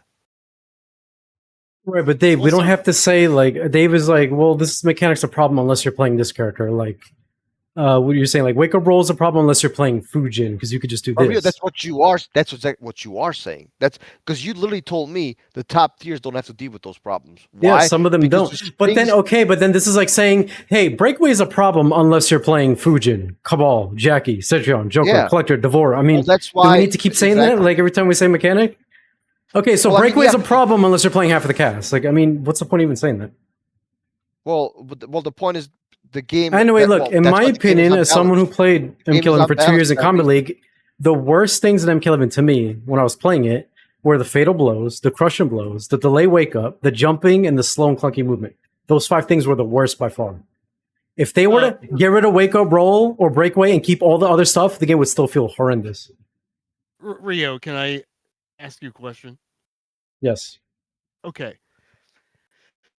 Like, try to be like really think about this. How many hours of high level MK11 would you say you played? Like, let's say like sets or playing Combat League and trying to hit Elder God all the time. How many hours of MK11 do you think you played? A lot. I mean, I streamed the game for like 3K hours. Most of it was Combat League. Okay, so I played because I wasn't really streaming or anything. I just made YouTube videos here and there. Um, so of private sets against like some of our best players and some Combat League, I played probably same as you, 3K hours. Um, the problem is the things that you describe as being the problem to me at the level I was playing at when I was at my best. Like delayed wake up just wasn't even a concern. Because there were like knockdown OSs you could do, there were frame kill setups you could do. That even when the game had 3 different wake up timings, you could just option select all of them. I mean, Scorpion, his knockdowns allowed him to do like a walk back into a jump over into a jump kick. It beat all 3 timings at the time, and I got a full combo for it. And it avoided me having to deal with forward roll. And a lot of characters could do that. Um, the point was still, though, at least for me, was that your reward for the reads on those moments just like it was nowhere near good enough. Um, People were not punished hard enough for being red on wake up. Like An example of something that to me would have made the rolls acceptable is if you got a crushing blow on throws every time you threw a roll, since that was one of the counterplay options to them. If you got a crushing blow every time you threw a roll, then I would have no complaints. But because you couldn't do that, and because the damage on average was so low, if you look at MK11 now, all the damage engines are locked behind the crushing blows for the most part. And I think that now here's the thing: I prefer like medium to low damage on my fighting games, but when you have as many defensive options as MK11 has, you can't have low damage, man. It's like there's way too much room for scrambling, especially with the way Breakaway worked. I don't know. Like, I find this game agonizing to talk about at all. I would actually like to get back on track and talk about MK1 and its gameplay itself. Well, Cherny, look, I agreed with what you said. It's not fun when you read something you don't get damage for it. So let me ask you, what damage were you getting when you read people doing delay wake up? What do you mean? You got a full combo. You got a full combo for them delay waking? How do you do that?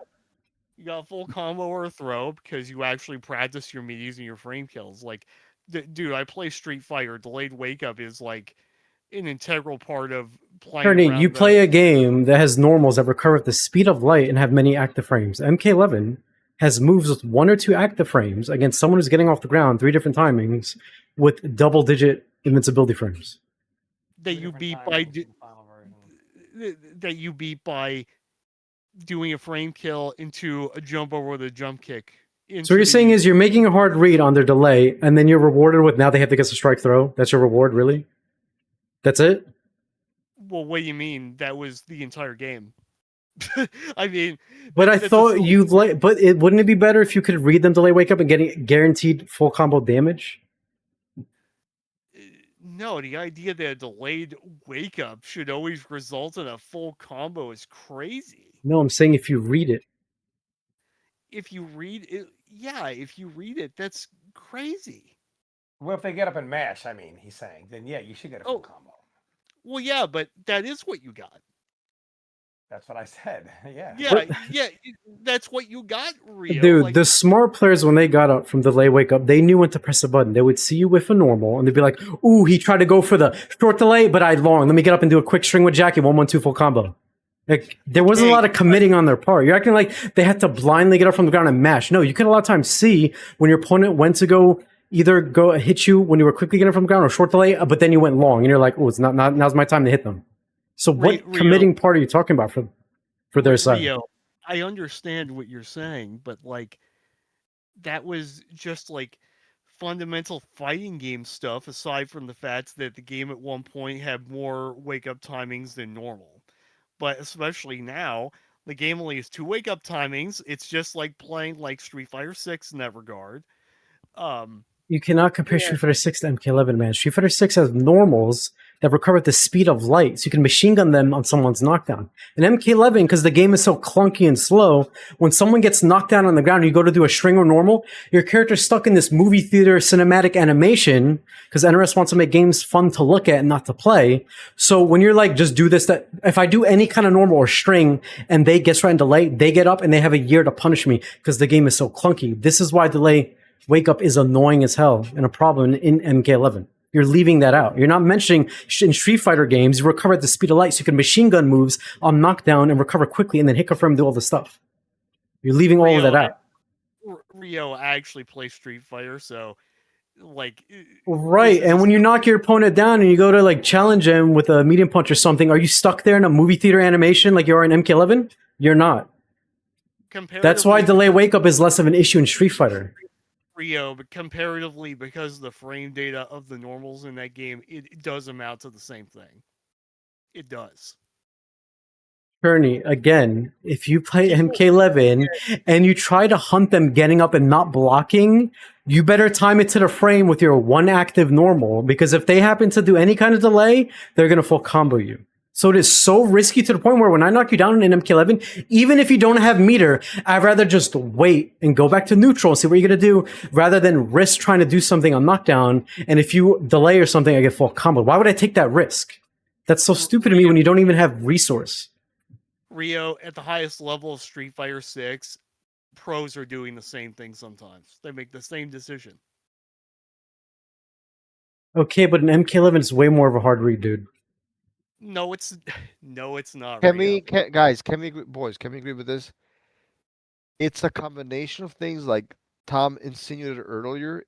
Depending on your experience, depending on your matchup, depending on how you perceive the game, I think it's a matter of perspective, right? Whether one was more of an issue. Obviously, I think on this issue, thank you, Rio, for uniting us by protecting this garbage mechanic. Not by protecting, sorry, by standing up for it, but uniting all of us. But the point is, I think it's a matter of just your experience. Again, I gave my highborn example. But I think I can do another 30 minutes, and maybe Tom can do a little bit less time. Let us know. I would like to get Cherny's thoughts on MK1, and maybe we can end the podcast. We can wrap up the podcast on that note. Is everybody okay with that? Yeah, I actually want to talk about MK1. Go ahead. Like, get down to the brass tacks of that and its gameplay. And I don't want to talk about the game as if it's like a stock option that you invested your cash in when you bought it. I don't want to. I don't care about sales. I was just addressing something. I really don't care about its sales. Yeah, Guys, just real quick. You guys like the game? If it sells 500,000, enjoy it. If it sells 30 millions, enjoy just as much. Yeah, I just want to talk about MK1.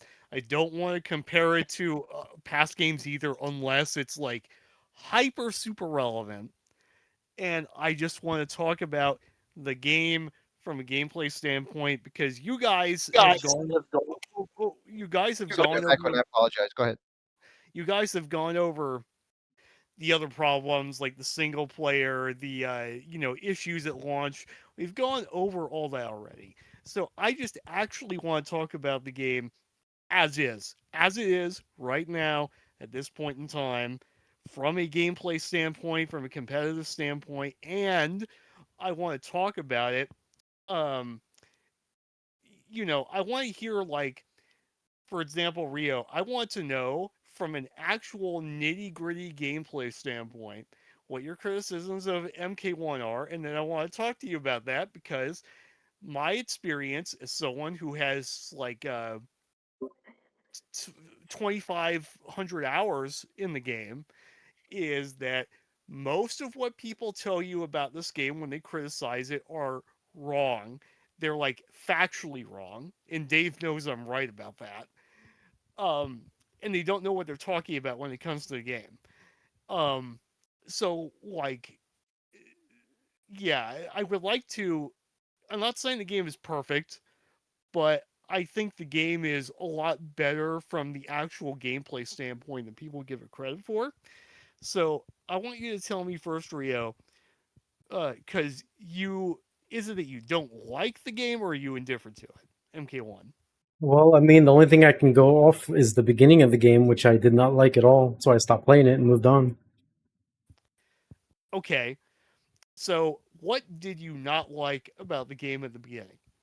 Okay, well, I didn't like the cameos, didn't like the game speed, didn't like the movement, didn't like the fatal blows, didn't like the up block, didn't like how false block is one button, didn't like the breaker mechanic returning, didn't like how armor was in the game, not a fan of how they did air combat, didn't like some of the character designs, and even some of the characters' looks. And yeah, I guess that's everything. Okay, so let's let's pare that down a bit. So let's if you had to pick from that list, what is the top one thing that you disliked gameplay wise from like a high level gameplay standpoint? The top one. I mean, the number one thing, the most annoying, that was constantly like, why does it feel like this? I guess the game speed. Okay, I'm just gonna be frank here. Why are you complaining about this when it's set for a few characters? The game has movement that's as fast or faster than MK1 or MK9. That's not true. Well, here's the thing. Look, maybe you're right, because I only played in the beginning, I only played Havoc and Darius and then Havoc and Sox. That's all I played. So maybe I got unlucky. Maybe the character I played happened to have this clunky, ugly movement, and other characters were playing MK and I'm a better. Havoc has bad movement. Yeah. Okay, well then that's probably why I felt the game felt so slow. But not only was it just the movement, but the strings too. The entire time I was doing like back 2-2-4. That's all I was doing in neutral. Back 2-4, back 2-4, and it was just like it felt. But Havoc is generic. Havoc is bad movement for a reason, and I think it's just sure. I understand that, but again, the game, not even just the movement, also the strings felt clunky. So jumping in the air, I'm floating like a balloon. Why? Chernyy, I think this conversation, honest with all respect, is kind of pointless. I think the man likes his fighting games a certain way, and I think Dave, that's the point of me being on this podcast. No, you have no point, and I'm a guy who's on your side. The point is, let Chernyy talk. I want him to discuss. Let him talk. I understand, but it's like trying to corner you. It's a waste of time, right? I'm sorry, it's a waste of time. Let me finish, please. Let me finish. If Tom wants to dislike, shut the hell up. If Tom wants to dislike the game because of the cameo system, guess what? I disagree, but I 100% support his right to do so. If Rio wants to dislike the game, whether people are correct in how they it does not matter because it's all subjective. I said it the same thing. Look, I had an issue with MK11's game speed. This game is even slower than MK11. I don't know how that's possible, but it is. It's not, bro. Listen, bro. What Aaron's strings in MK11 are all quicker than Havoc's, and Aaron wasn't even one of the quickest characters. Rio, the problem here is you basically told me that you're basing your entire game experience opinion off of like the one character you played. When I've been all over the roster with the characters that I've messed around with in the game. I mean, Smoke's my main by far.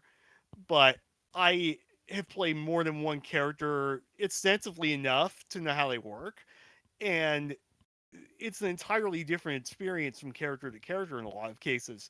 The game, right? Look, I'm not even saying Havoc was bad when I played. It's not even about the balance or that. It's about the character just felt clunky. It was just not enjoyable. It was very off-putting. There is no way the game speed is faster than 9 or X. 9 or X were significantly faster than 11 or 1. I mean, that's just true. I didn't say gameplay; I said movement. Now, the movement in 9 is still. Now you like Roy Arkin. Like, dude, just stop embarrassing yourself. Yeah, I mean, Chernyy, ultimately, like, look, the fact, to me, it's not a fact. Like Dave said, it's subjective. I didn't like the cameo system because I looked at some of the cameos and I said, some of these cameos, and I've talked with Dave about this, you look at Frost. If you take Frost's moves and you make her more available, which you can't because you don't have things like super jump, air dash, air block, push block, advancing guard, things that are mandatory to have these things happen, and you say give her a chameleon cooldown 9-10 seconds, then every 8-10 seconds you got a punch rush coming across the screen or a low launcher or a frost orb. You would never get to move. It would feel terribly restrictive for the person. Yes. Sorry, Tom, let me just say this real quick. That's the only objective thing. That's what the game is. That's 100% true. All this other stuff, the game feels clunky. Oh, maybe I can move this way. None of that stuff matters, right? It's about this, guys. Why do people throw grenades now? Like it's coming out of their assholes, right? Because it's available. It's available. And before that, guess what? Striker, when he got nerfed, was useless. Now he's like, he was less available. God, look at these grenades, right? Like, what do you do, right? Like, that's the only way to balance the game, and Tom is 100% right about that. Not just subjective, like this is just an objective fact, and that's the game. I mean, crazier. Yeah, and that's my gripe. And Chernyy, I mean, that is my gripe because again, but then you say, okay, well that'd be dumb. No one wants to a Frost full screen punch rush coming across the screen every 8 seconds. You'd have to walk, duck, slows the game down. Doesn't feel good for the other person. So you say, okay, let's make it 16 to 20 seconds. Well, that doesn't feel good for the person using Frost, which then renders hers unusable. The only thing you could do is say, hey, take Frost and change her to allow her to do what the meta cameos do, which means makes her more available, but with her availability, she does things like gives you combos that don't off moves that don't combo, gives you mix-up potential off situations for characters that have no mix, takes unsafe moves, makes them safe, take minus moves, make them plus. But then you'll just pick the best and most available version of that cameo and just use them. So The game is set up where the cameos can only do those things. Anything else is just stupid if you reduce the cooldown, and if you keep the cooldown, it becomes unusable. The best option would have been to say, take characters, make them more individuals. Look at Cyrex. Cyrex is good. Because look, Sonic was like, Cyrex Serena's really good. Cyrex Sonya. He did Cyrex Serena, which looked good. Decided on Cyrex Madame Bo. But the issue is, but the beauty of it is that Cyrex plays her game without the cameo, and the cameo enhances it. And it's because she is designed as a 1 versus 1 character, and the cameo enhances the trap. You don't have to spend the cameo. I talked with Rewind about this through Twitter Messenger back when Reiko first got nerfed, before they made him what he is, for example. And people were like, oh no, but this and that, and all these things. And the thing about Reiko was his stars were essential to his meter building, right? And he was one of those. Most characters, the problem is people tend to put every characters in a box with every other character. So like Reiko, for example, he couldn't use the assist like other characters because he needed his assist for that purpose. So he couldn't use them to say, well, I'm going to come in now and here I come and the assist is going to make my dash safe, because he needed that for his scenario, right? So the characters in the game were mainly designed as, most of them were not designed as 1v1 characters. They were designed as the assist has to be as available as a special move. There are some like Cyrex, whose assist is situational. His assist is mainly based in trapping scenarios. You can use her assist whatever assist you pick outside of those situationally, but primarily they're used to enhance her trapping scenarios. Most characters cannot do this. A good amount can, but most have to use their assist as an extension of a special move. I'm not here to talk about Sub-Zero. I mean, all you guys who claim to be my fans out there, you guys hate when I talk about Sub-Zero, so I'm not going to, which again is another reason why I hate talking about the game. I can't even talk about my favorite character. But when you look at like a character like Sub-Zero, Wound was like, let me tell you why Sub-Zero is so good, Rio. And Rio goes, okay, tell me. He goes, first, you have Chameleon's Jade Glaive. This eliminates footsies. True, but eliminates footsies for everyone that plays Jade, not just Sub-Zero. He goes, then his next best move, you have Melina, which gives him a mix off his low, and then it gives him an overhead that's a true mix. True, but every character that has a low that can combo into Melina has a low overhead mix-up right there. He also forgot to leave out that, by the way, when you block that overhead, it's an unbreakable 50% you're going to lose because you're going to hit Melina. And he goes, and then you slide and you get a combo off it with Katana. Lots of characters get combos off moves with Katana. It becomes very generic with like the top 3 tools he listed had nothing to do with the character. And we see this sometimes, unfortunately, in this game. And I really feel like the best bet would be, and again, I'm only going to use Sub-Zero as an example because I have the most experience with him in MK history. And is that meaning that I've played him so much. Traditionally, he was more of a corner character. If he was designed to play as a 1v1 character and didn't need his assist to do the basics in the game, then he could use Frost, and it'd be very powerful for him to call up a wall anywhere on the screen because he wouldn't need his assist to do everything else. Because he needs his assist to do everything else, he can't use Frost. See, and it's just an example. I'm not saying he should be Omega Sub-Zero. What I'm saying is it's a microcosm for what a lot of characters face. So because characters cannot be their own individual self, most of them, like I used to track assist usage. And I remember I called Dave one time, and this is during year 1, and I was like, Dave, I tracked the assists through several tournaments. And the only main reason why you saw so much assist uses was because of old Johnny. And old Johnny, you would see Johnny Goro, Johnny Lau, Johnny this, Johnny that.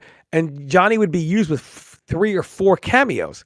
And he made up the cameo variety because he was so complete. You could play him with this cameo or that cameo because he didn't need the cameo to do his game. The cameo enhanced it.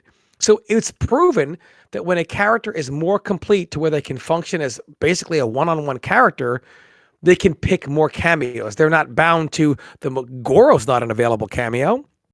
You can pick cameos that aren't necessarily available or don't necessarily do what every other cameo does. That's kind of the problem with the game, in my opinion, is the cameo system. It's more limiting than helpful. Okay, I agree in the cases where that's true. Where I disagree, in my opinion, is I think making the case that there's this idea that um, there are characters that are like incomplete without a cameo is more often not true than it is. Like, if you gave me any character in the game and told me to like sum up what they do and what their kit allows them to do without a cameo, I could do it, and it fits into in like even the archetyped out character. Now, because of cameos, archetypes kind of get, brushed over a little bit. But the characters by themselves, I can tell you what they're built to do. Most of the characters in this game are what I would call complete characters that get enhanced by the cameos. I like there's not very many characters I think you can say are just incomplete without one. But Like, hold on, whether Sub-Zero can juggle off a slide, by the way, a full screen 40 frame attack or not, that's a huge deal. I mean, that's not something you would throw under the rug, excuse me.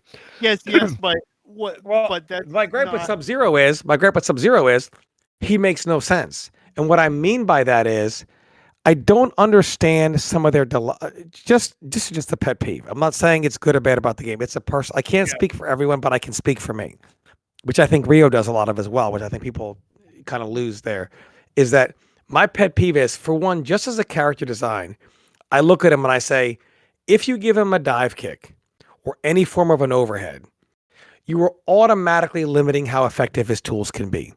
Dave is oftentimes correct when he says, for a character to be good, not top, but good, competitive at a high level, they can't just do one thing. They have to at least do two things very well. And when a character does two things really well, you can make those two things powerful.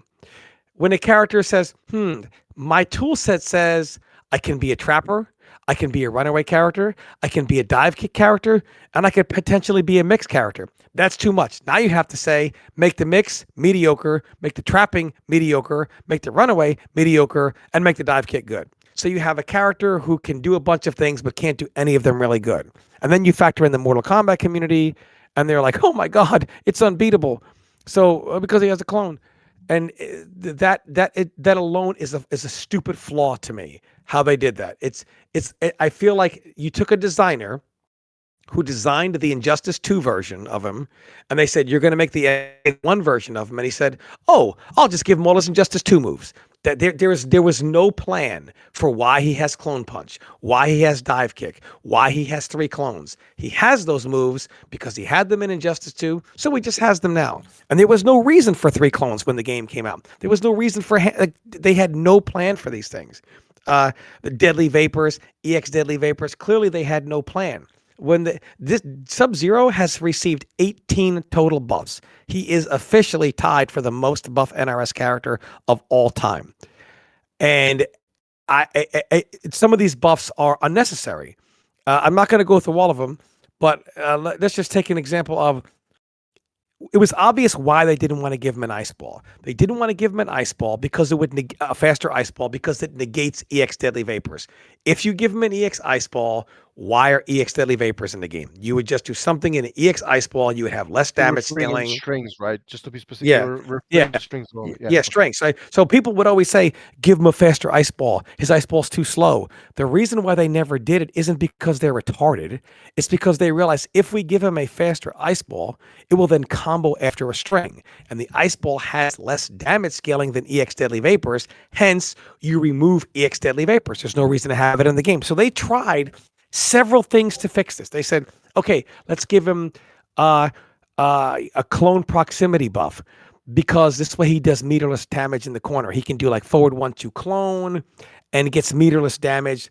But again, by giving him polar palm, not only do you negate EX Deadly Vapors as a move that is completely unnecessary, the clone buff you gave him, proximity, is now a nerf, because he no longer needs the proximity buff in the corner, because you wouldn't do forward 1-2 clone. You would do forward 1-2 polar palm, launch into clone to extend the combo. You would never use regular clone on the ground. That scenario. However, regular clone now allows people to combo him for free. So they destroyed his comboing ability and his trapping ability, because they were trying to give him stuff, and it wasn't even what he needed. They knew what he needed. They knew he needed this, a move like a polar palm or a faster ice ball, but they didn't do it because they say, fuck, it's going to negate deadly vapors. So he just became a hodgepodge of shit. Dave, you've heard me oftentimes said, if they reverted the cloned quote unquote buff, proximity buff, I would come back and play. But he's just, and Cherny, you have to admit, what I'm saying is not wrong. Right? It's not wrong. They just threw shit at the wall to see if it stuck with him. Whether he's good, bad, doesn't matter to me. It's retarded. It shows a bad design. It shows they had no plan for some of these characters, and you can point to characters where it worked. But for me, with my favorite character, it didn't work. And it's just some of this shit is like it's just bad planning. They had no idea what they were doing with some of these characters.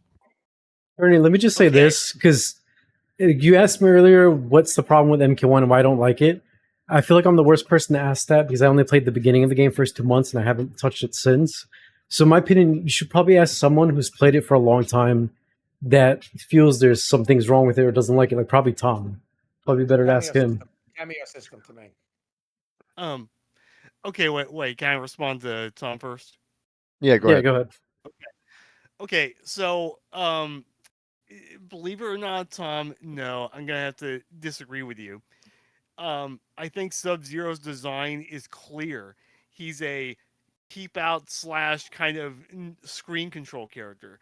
Deadly Vapors, whether it works or not, okay, that's Just besides for the record, that is true, and this is as somebody who's been playing. There's no question about that. That they have meant that the NRS has decided to be more like of a type of like a hybrid weird zoner, and I'll leave it at that. But go ahead. So, Deadly Vapors is not a useless move. Deadly Vapors. I said EX is- Deadly Vapors. Well, yeah, it's Deadly Vapors. Even so, that happens in NRS games all the time. You end up with a useless EX move. But what it does, They rendered it useless when they gave it polar palm, right? no. They didn't. To be Okay. fair, though, just to be No. clear, like there are definitely like I wouldn't say a lot, but what does Reigns EX stream do? Why is that in the game? What does it do? Why is it like there? I'm not excusing anything on either side. I'm just saying there's some. It's like why is this in the game? It doesn't do anything. Just to be No, clear. I understand. It did do. Cherny, I want you to give me a scenario when I have bar. Why would I use EX Deadly Vapors in open space instead of polar palm? EX polar palm. Because depending on the projectile they do, let's say you're zoning, right? No, Depending I on said I hit them with a string. Why would I use EX Deadly Vapors? Well, the point of the EX Deadly Vapors is not to use it out of the string. I'm trying to get What to that. what is the point to use EX Deadly Vapors? Point of EX Deadly Vapors is depending on a move or a projectile or a cameo call they do in neutral, is possible through an EX Deadly Vapors to because of the slow mo effect that it has, right? Has a Regular Deadly longer- Vapors gives them the same slow mo effect. Hold on. No, it has a longer slow mo effect when you do EX. Nobody is throwing out regular EX No one is throwing out EX Deadly Vapors to slow down a projectile. Train does. But Train I'm not Train saying, will come on here and tell you that is the most useless move ever. He will tell you EX Deadly Vapors is complete. I talk to Train all the time. I can promise you. Tom. I'm not saying you use it to deal with a projectile. You're not letting me get to my point. What you do is you use it to slow down the animation of something like projectile. Why would I need the EX one to do that? Because you get more slow down frames. You get What am I slowing down? You're slowing down like a cameo call animation, like a summon animation. And there's in these situations For what purpose? there are certain animations where the slowdown allows you to do things like combo into a slide from like 2/3 screen. Can you link me to this high level mechanic in tournament, please, so I can see it being used? Well, no, because people don't play Because for it's Sub-Zero. That's what it is. And I'm not saying that like no, it doesn't get used. No one is using EX Deadly Vapors for this. There's no reason to do that, man. I mean, bro, Okay, people but- are not. Guys, can I say this as somebody probably watches the game more than anybody else? Can I say this? I think this is the dilemma here. Forget this. Oh, when is this move used again? to Tom's point, this game has a lot of useless EX moves, and I think Yeah, it does. they need to be. Yeah, there's no question about But that. they So like, made it useless. They made it no, useless no, I when they gave understand him that, and Polar but I Palm. think to harp on this point is kind of irrelevant. It's kind of pointless. No, But I I'm will just say, saying for I me, it's a think pet peeve of mine. I don't no, no, like I it. understand, and I think you're entitled to your opinion. The point I'm trying to make is I think two things can be true at once, right? I Yeah. think the character is uh kind of what the hell does this character do? They were completely confused, especially after nerfing him in the beta, right? I think we can all agree on that, right? There's no question about it. There's like, damn, we don't want the ice clone to be good, so how do we make him good in different ways? You know, like it's like the old example of a lot of Tekken characters. You know, Tom, you know, I'm talking about Jin and Yeah, that's my Lars and point. whatever. Yeah, my point. Yeah, exactly. They were like, give him, give him they were like, they tried so many things. They said, let's give him 3 clones for 1 bar and give him a stationary single EX clone. That wasn't enough. Okay, we'll let the clone freeze for longer in the air. That wasn't enough. We'll take some of his strings and take some of the negative frames off. And these are all good things. They're trying to move in the right direction. Okay. But they're like, that's not enough. It's obvious what's enough, but they don't want to do it. So instead of doing the obvious thing, they're like, let's do everything else but that. So instead of doing 2 or 3 changes, let's do 18 of them. That is fucking retarded. When it is obvious what they were saying. Then they said, oh, let's take a slide and we'll make it so, he can choose. I don't mean to interrupt, but we just hit the 2-hour mark. If you guys want to continue, we can. But if you guys have to go, I understand. Yeah, Yeah. All I'm saying is, like Dave said, they knew exactly what to do with him. They knew what to do with him, but they're like, we can't do that. Let's try this. Not enough. Let's try this. Not enough. Let's try this. Not enough. Let's try this. Not enough. They said, oh, maybe he just needs more meterless damage. Let's try this. Not enough. Try this. Not enough. We'll buff the proximity on the clone. Not enough. Oh, I know what we'll do. We'll go ahead and give him Polar Palm finally, which then makes the buff to the clone proximity a nerf. Chernyy, you cannot disagree with that.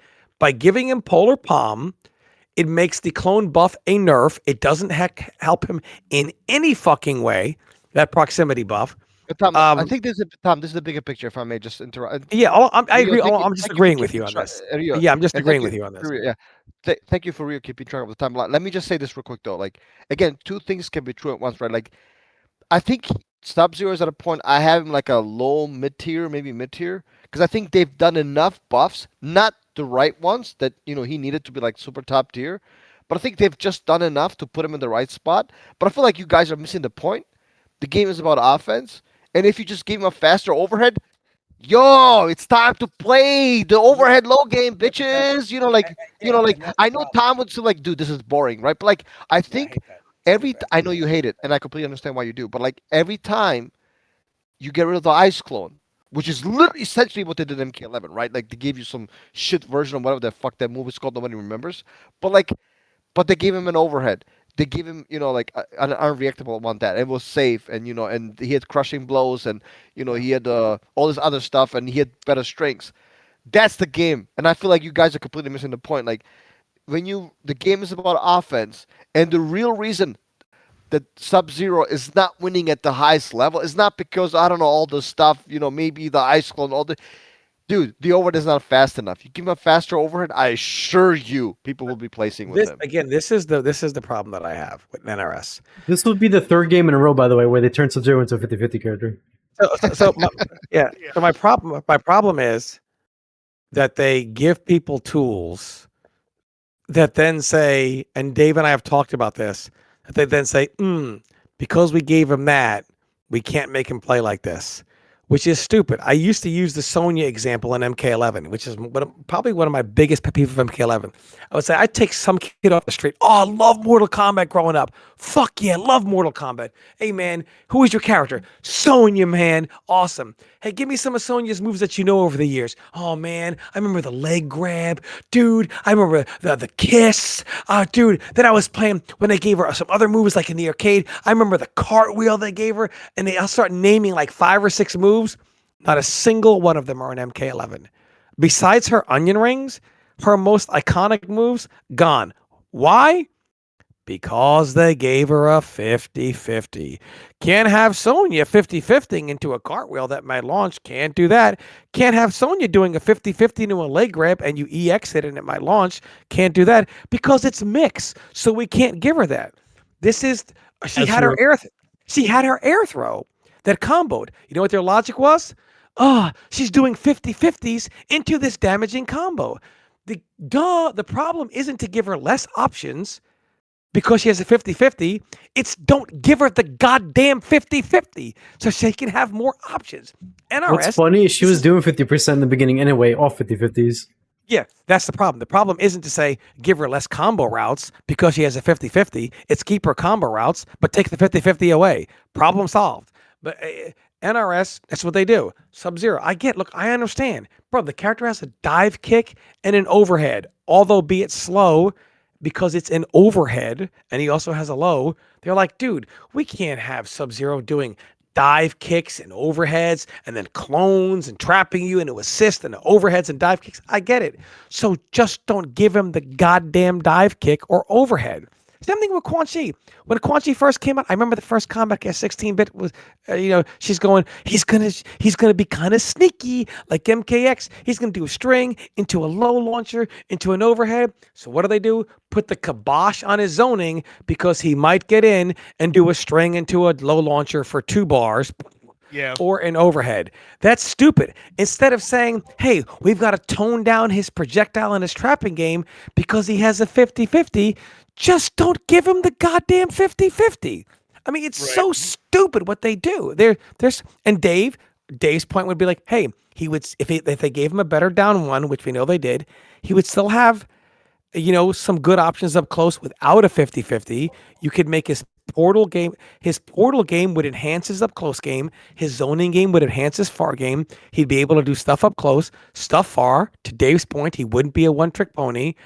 But it's like they say, we just can't take him there because he has a mix. They do these things all the time. I can't stand Tom, it. I'm sure you understand why they did it though. Like, and I think literally, if you guys don't agree on this, including the three of you, I think you're missing the point of modern fighting is right. Let me give you a quick, brief example because we're almost out of time, and let's talk about zoning. Right? We know it's been devastated in modern games. Right?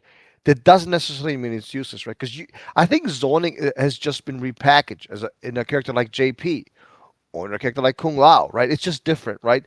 That's because pure zoning, the way Tom, Rio, and I know it, in terms of Cabal or like the oppressive midterm zoning Kenshi or the oppressive full screen zoning Freddy, guys, let's just be serious here. It creates tremendous mess up issues that I would say 85 to 90% of people in a modern FGC will never tolerate ever at any point, right? You put a Freddy, all these people who are praising MK9, you let me play them as Freddy for a week. Rio, what do you think will happen? Well, it depends. Do you think these players would be playing Cyrex or which characters? Well, any character you name them. Okay, if they choose Smoke, do you think they're going to lose to your Freddy? Well, yeah, they would. Initially, also, they would. 100%. Hold on, but again, see, this is the difference in MK9. I don't care how much power you have. I care how that power is achieved. The modern Mortal Kombat community will tell you that humanity is just smarter than ever, and everyone who doesn't play before 2019 is stupid. This is also the dumbest thing I've ever heard. If Freddy was super simple to play, you would have seen a million Freddys. If he was that simple. If Cabal was that simple to play, but Tom, I you don't would think have that's seen. the argument, to be fair. Hold on, no. Here's what I'm saying. To make Freddy work is not as simple as like a Deadshot. I think Deadshot is more the problem. What they're afraid of, a just jab full screen projectile. Deadshot also had dumb stuff up close. With that's trigger string people would use all the time. He also had heavy chip damage. I think they're worried about a Deadshot. You look at someone like Freddy. To make Freddy work, Freddy wasn't a zoner. He was a full screen frame trap character is what Freddy did. That's what made his zoning good. Freddy, you couldn't just say, oh, I'm going to spam straight claw or spam ground claw. To make Freddy zone, it was a combination of straight claw, ground claw, spike, enhanced spike. By the way, regular spike had 4, right, Dave? Close, medium, far, very far, right? No, I had three versions. 3. Three Okay. versions. So you had to use straight spike, ground spike, the ground claw. I mean, straight claw, ground claw, spike, which you had 3 timings of, three distances of. Then you had to use know when to use EX spike, which you can't use forever because you don't have infinite meter, right? Nightmare stands into cancels. Nightmare stamps. And how to use nightmare stamps? Do I want to use it to threaten his attack as I run away, just to run away? When do I teleport versus using nightmare stance, right? When do I come into 50-50? It took all these. I just named like 10 things, and you had to use all 10 of them to make Freddy an effective zoner. If you take one of these tools out or neglect them or make a bad choice using them, his zoning is shit. You know how many people I played Freddy who were garbage zoners who could have just picked up Deadshot and go boom, boom, boom, boom, boom, because Freddy's zoning was harder. Cabal, the reason why you saw Rio being so dominant and then Detroit at times or whatever, and you would see someone like someone else lose to a Shiva player is because Cabal was confusing. It was like, oh, look, I've beaten many a Cabal, including a player who beats Sonic Fox every time he uses Cabal on him. And I don't want to prop fish and name these players, but it's because Rio and a few others understood it wasn't just instant air gas blast. It wasn't just the cancels. It was a combination of everything. You had to use instant air gas. Like when do I IAGB for zoning? When do I use instead of gas blast? When am I going to use ground saw? When am I going to come in and pressure? When am I going to threaten with Nomad Dash and cancel it and then go into pressure? When am I going to pull a trigger and rip the whole thing? You better respect my ability to do that. When am I going to use flash parry? When am I going to pressure and then end pressure with overhead or low saw, or stop pressure and poke, or continue pressure, or stop pressure and go to zoning? It took all these things and these decisions to make the character good. It wasn't just like modern MK. Overhead low, throw combo, thank you, victory card, go here. I'm not saying that's easy to do at the highest level, but it was harder. Even I always use my character Sub-Zero. When I think about Sub-Zero, Sub-Zero had to use stand 2, 2-2, 2-2-2, 2-2-4, 2-1, 2-1-2, 2-1-4, back 1-2 for juggles, back 1-2-1 for grounded combos. He used down 3, down 4, full charge back 2, slide, ice ball, 2-2-2 in the corner. Yeah. Slide, ice ball. He used EX ice ball. I would punish Melina when she did double thing because she didn't think I could combo. I would down 4 into EX. If you were risky and you wanted to do a cross up anti-air, he would have to use down 4 into EX ice ball, which was a little risky as well. He also had that little setup with EX ground puddle Rio in the corner where, I would do the far push back and I would EX ground puddle. And if you didn't do straight up jump kick and whiff, you would land on it because it lasted for so long. I just named every single move, every normal and special the character had. Tom, how often did you have to use those moves? Sub-Zero had to use every normal, every string, and every special in every single round. There is no MK1 character you can say that for. Not even close. Not even close. A lot of MK9 characters did that. Sure, a lot can be true about MK9. Absolutely. To make it seem like, oh, is this great game? Well, if you're playing Kano, how good is it for you? To Dave's point, not very fucking good. Oh, I like Kano. And Dave's like, oh, let's play some. You're going to play Kano against this Freddy? How much fun are you going to be having? Who's having fun there, right?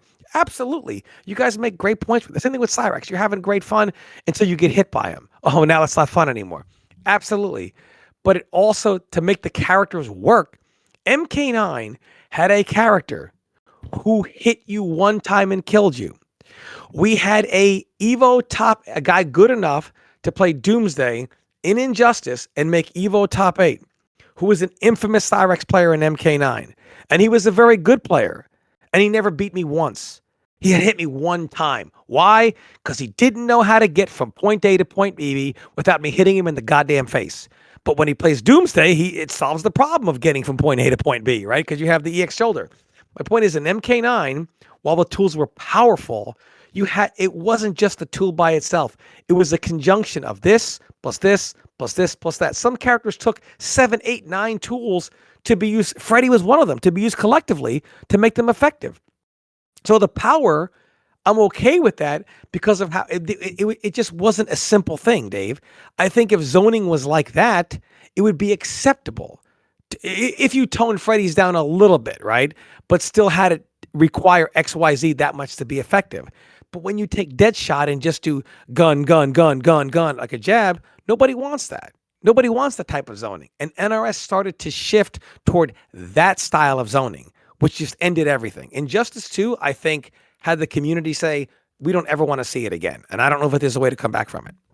So this raises the question regarding what Dave was saying earlier. Wait, hold on. I'm going to say this. I'm going to let Chernyy go ahead. Yeah, no, I was going to say this and lead into what Chernyy. But what I'm saying is this raises the question. Is it as simple as Dave was saying, like next patch for MK1 just gives us a fast mix 50-50? Because Chernyy brought up a good point to me yesterday, is the power levels. And Chernyy, how do you feel about the power levels in this game? Do you think the answer is to just increase the power levels overall? No. I think that's the worst idea.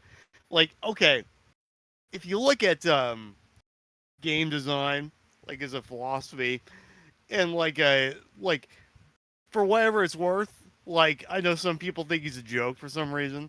If David Serling were here, he would agree with me.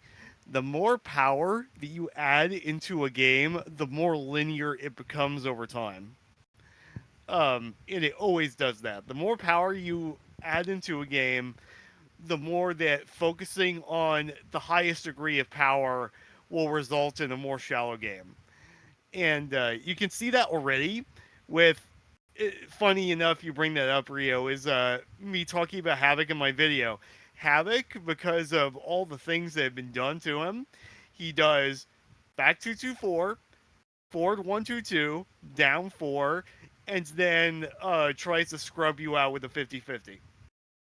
That's all he does, right? Chernyy, That you video gotta is a roll. propaganda. Don't listen to that video. Wait a minute. Would you say, wait, hold on. Would you say that them buffing and fixing Havoc to now be a good character was a good move overall for the game? Did it make the game better or not? No, I don't think 100% so. made the game better. There's no And question about also, he was already a good character. He was massively downplayed. it. He was Now useless. no, he was not. He had buds Nobody used strings, him. and they fixed. I played that, him in the but- beginning. Well, first Yeah, of all, you Chernyy, wasted you're your wrong. time. As someone who knows David Serling, who knew him, let me just say this: you're wrong. More power makes the game linear. You're wrong. To Dave's point, more character, more power in one area makes the game linear. So more power to offense makes the game more offensive.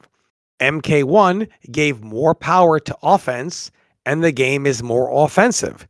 If they gave more power to defense, the game would be more even. If they gave more power to defense and less to offense, the game would be more defensive. Injustice 2. Well, The this game fool thought that the game has good defense until he fought like T1000 and a character like, I don't know, Cyrax, and he got knocked out, and he ate the same mix up over and over. It was like, oh, Dave, oh my God, I'm getting mixed up. It's like, yeah, bitch, welcome to the game. Like, now you finally realize why the game is incredibly offensive.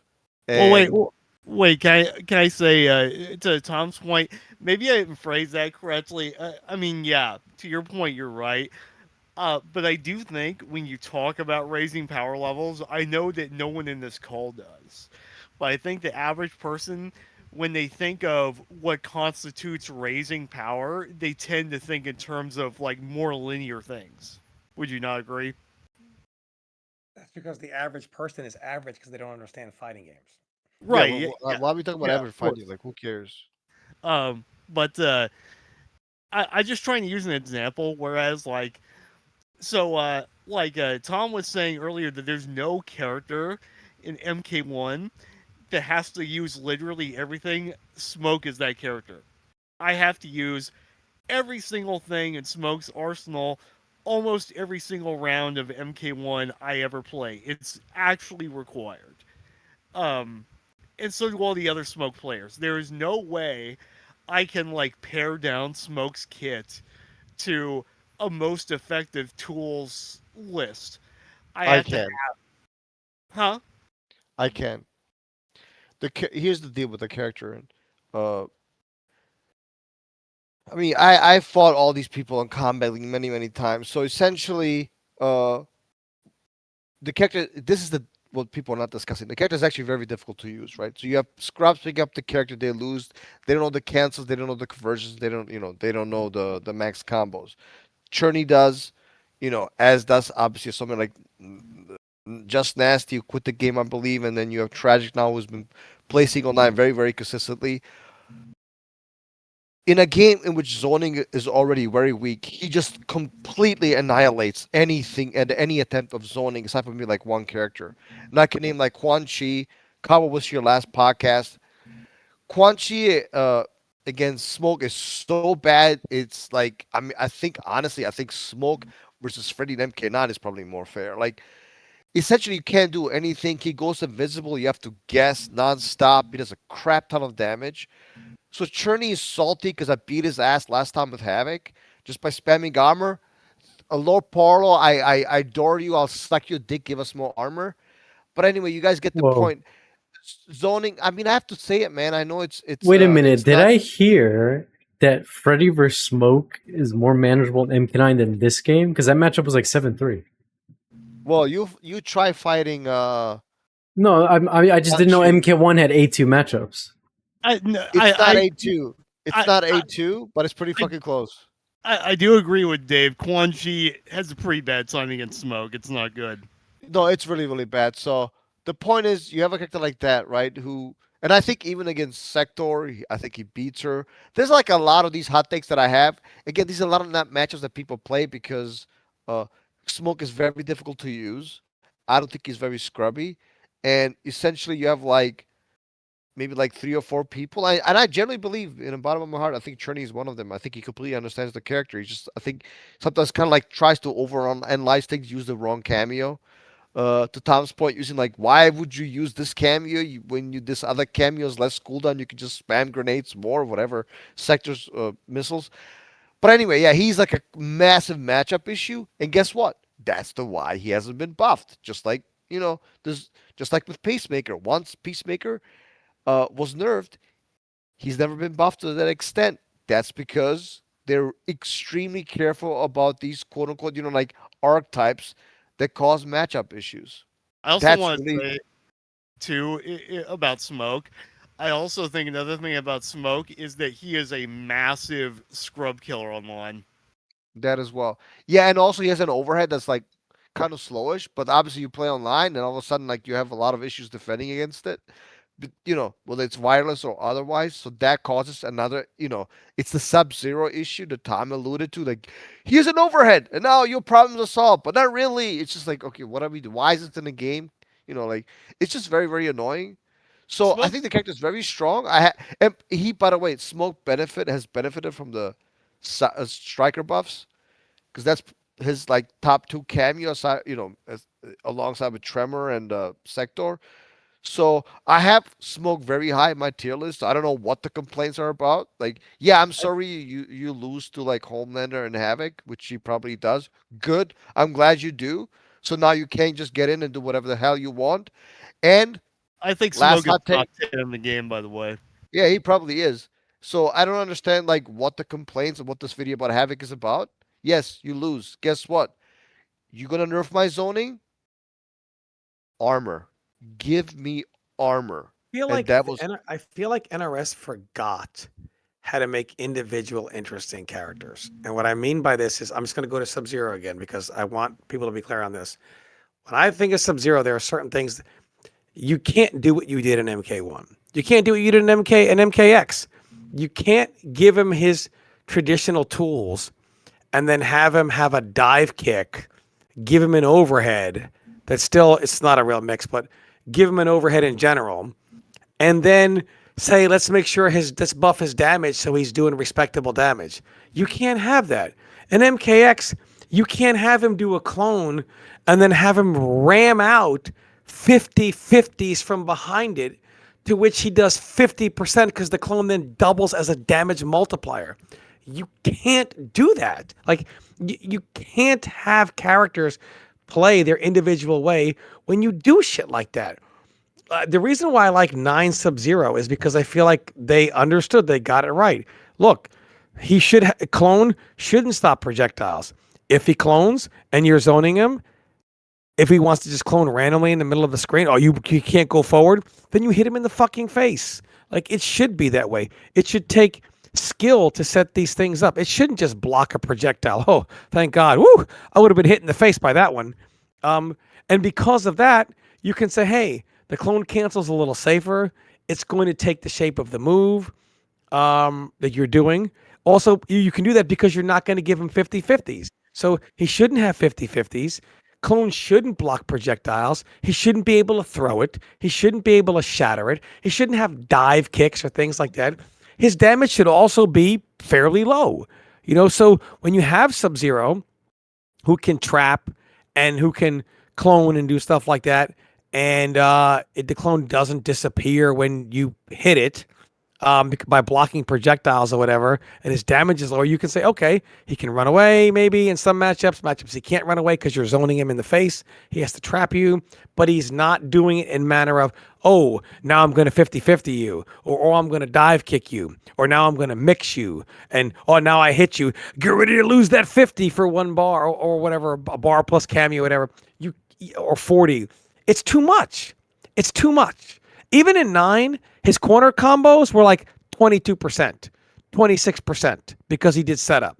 And even if he didn't do setup, it wasn't breaking like 33 or whatever. And that's a specific corner situation. He uses bar for X-ray, but then you can't use your bar for EX slide, or you had to make decisions. And all these things made sense. You can give characters these tools, like a clone, like strong zoning, etc., because they understood. Now they're like, oh, this character, he can't be a good zoning character because they're going to do 60% when they hit you. Oh, and they're also going to mix. So they can't. What are you doing?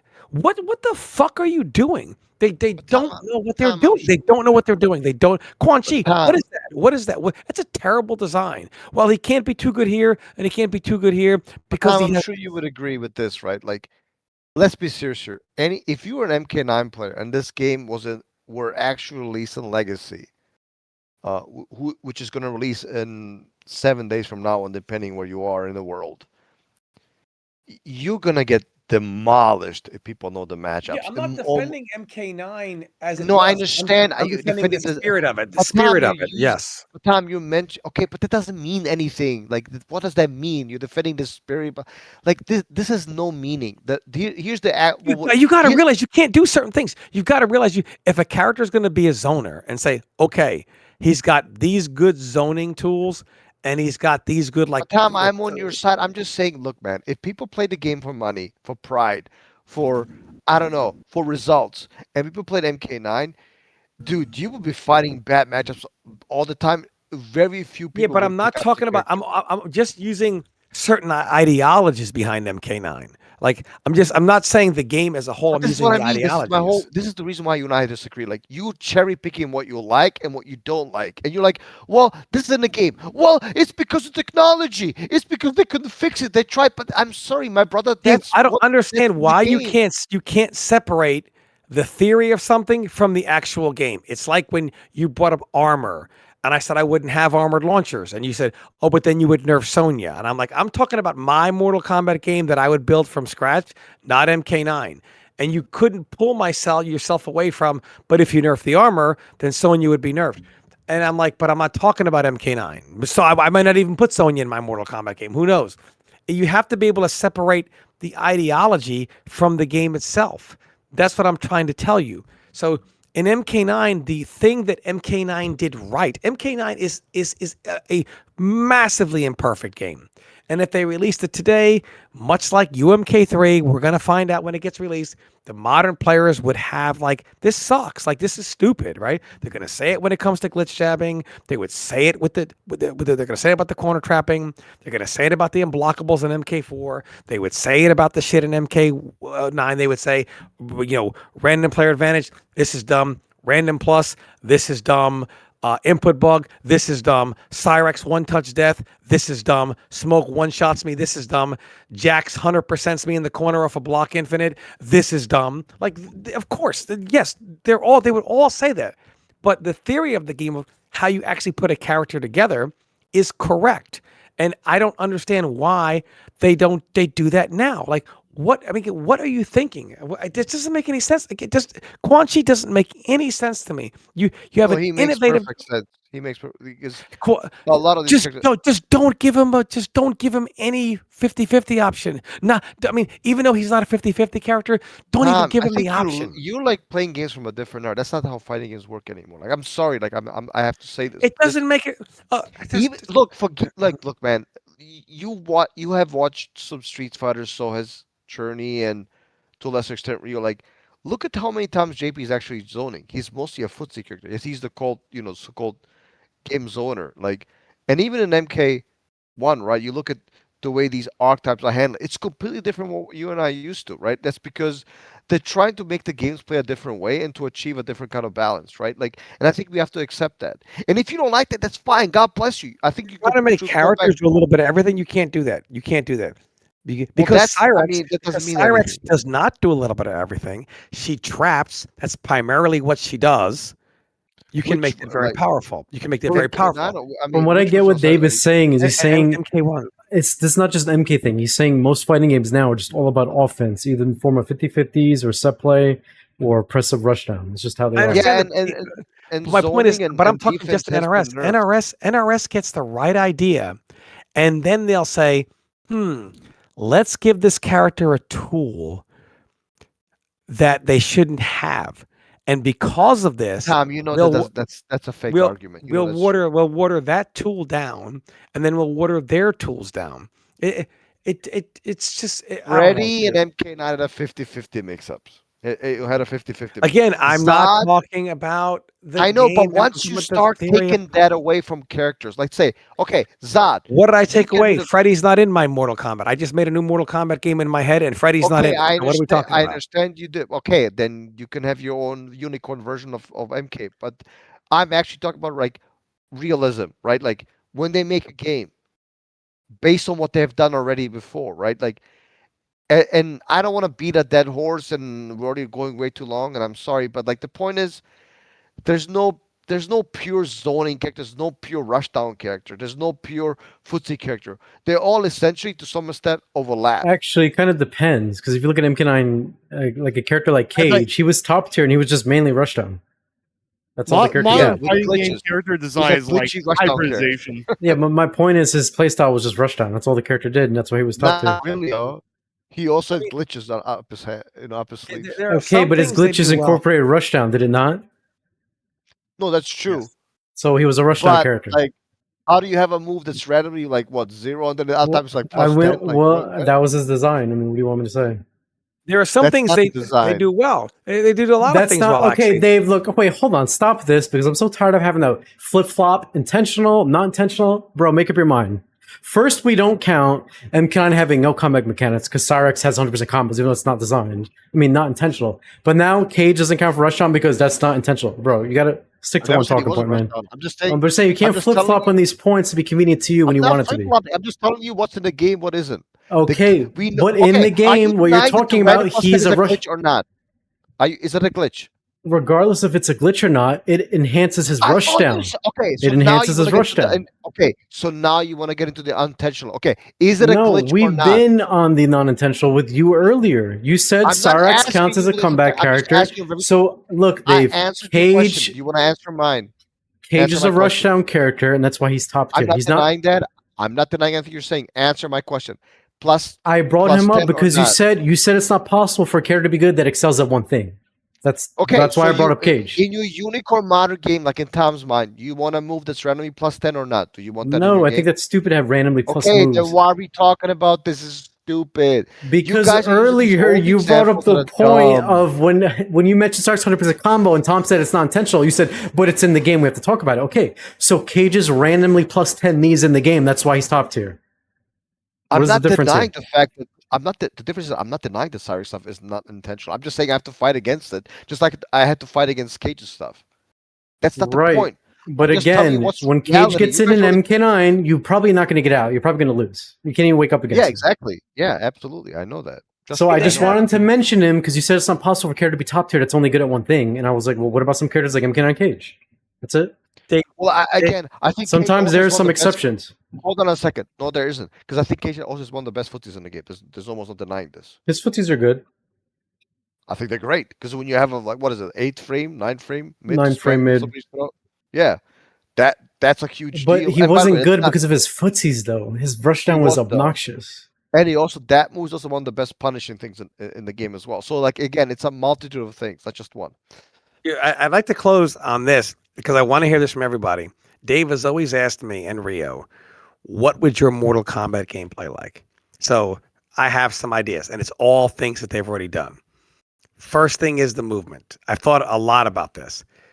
I've thought where we are, I think is too slow. MKX is too fast.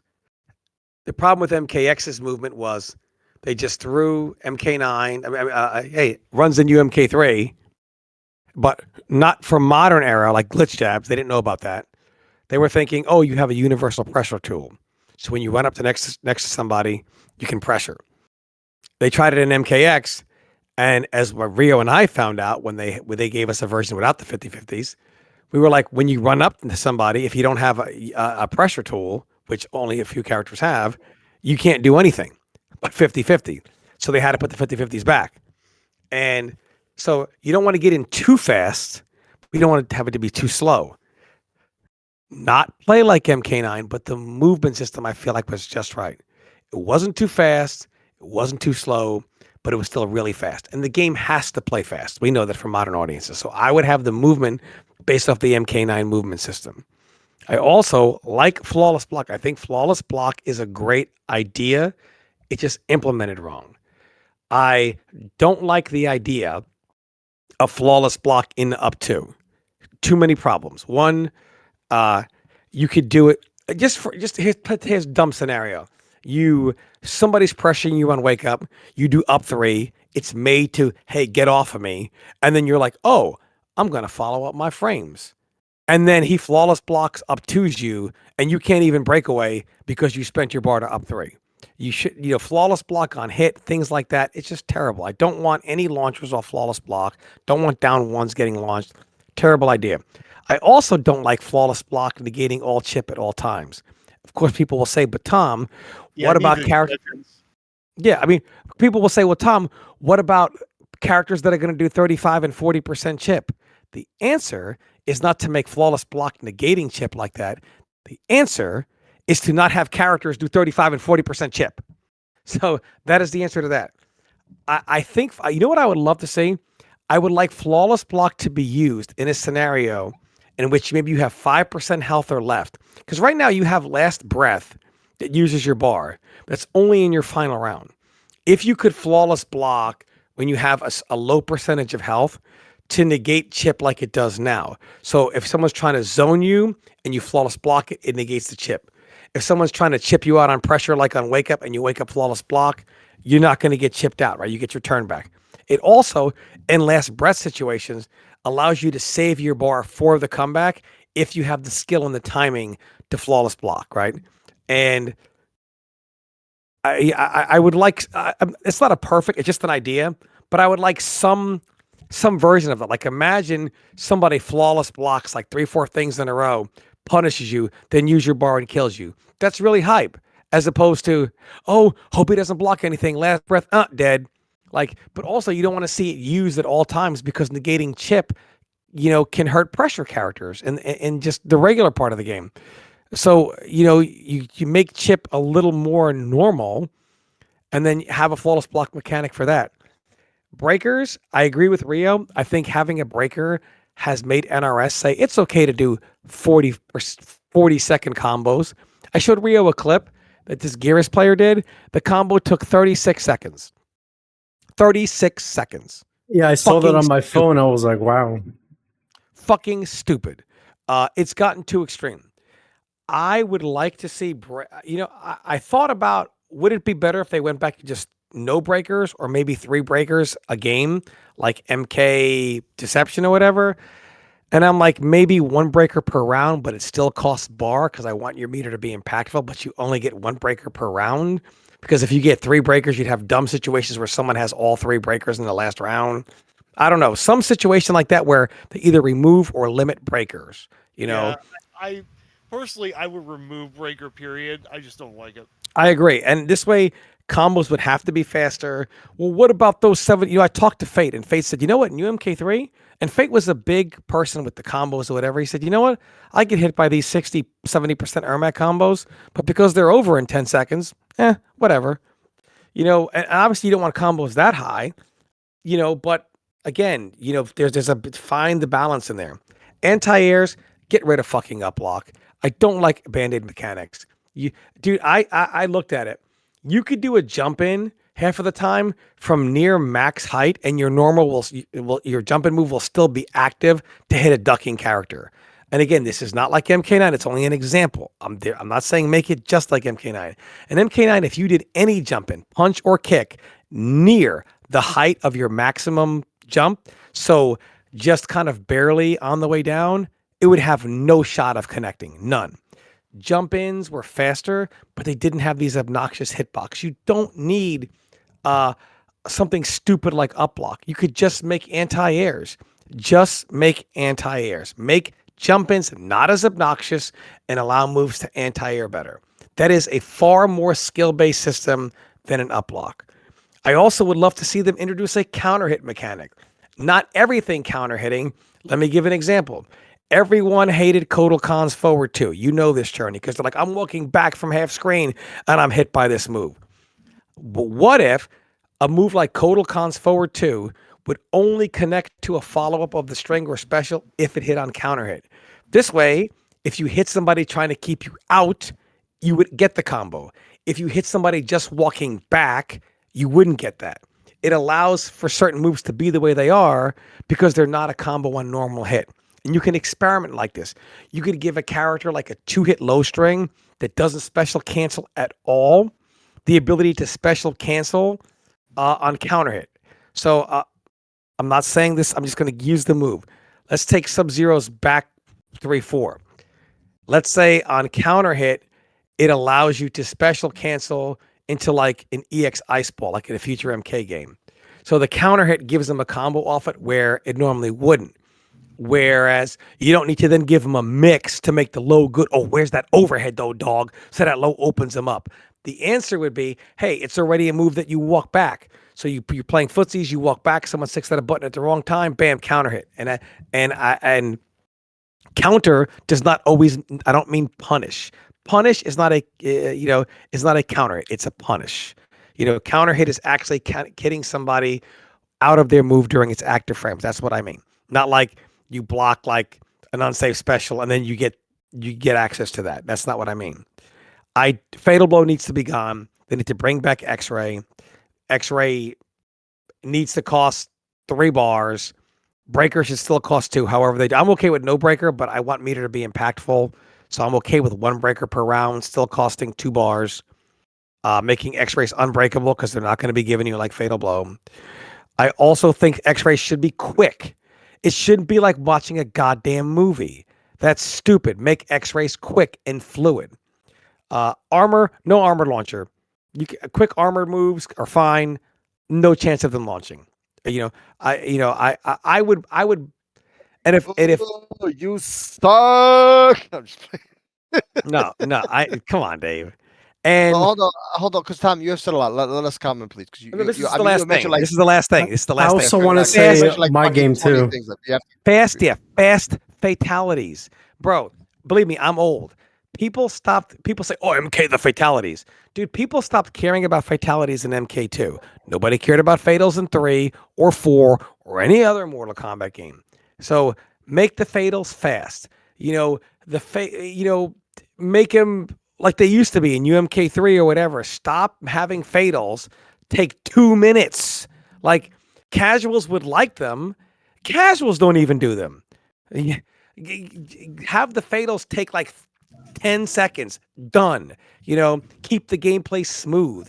This way the fatals can still be a cool thing about the game and the gameplay keeps going.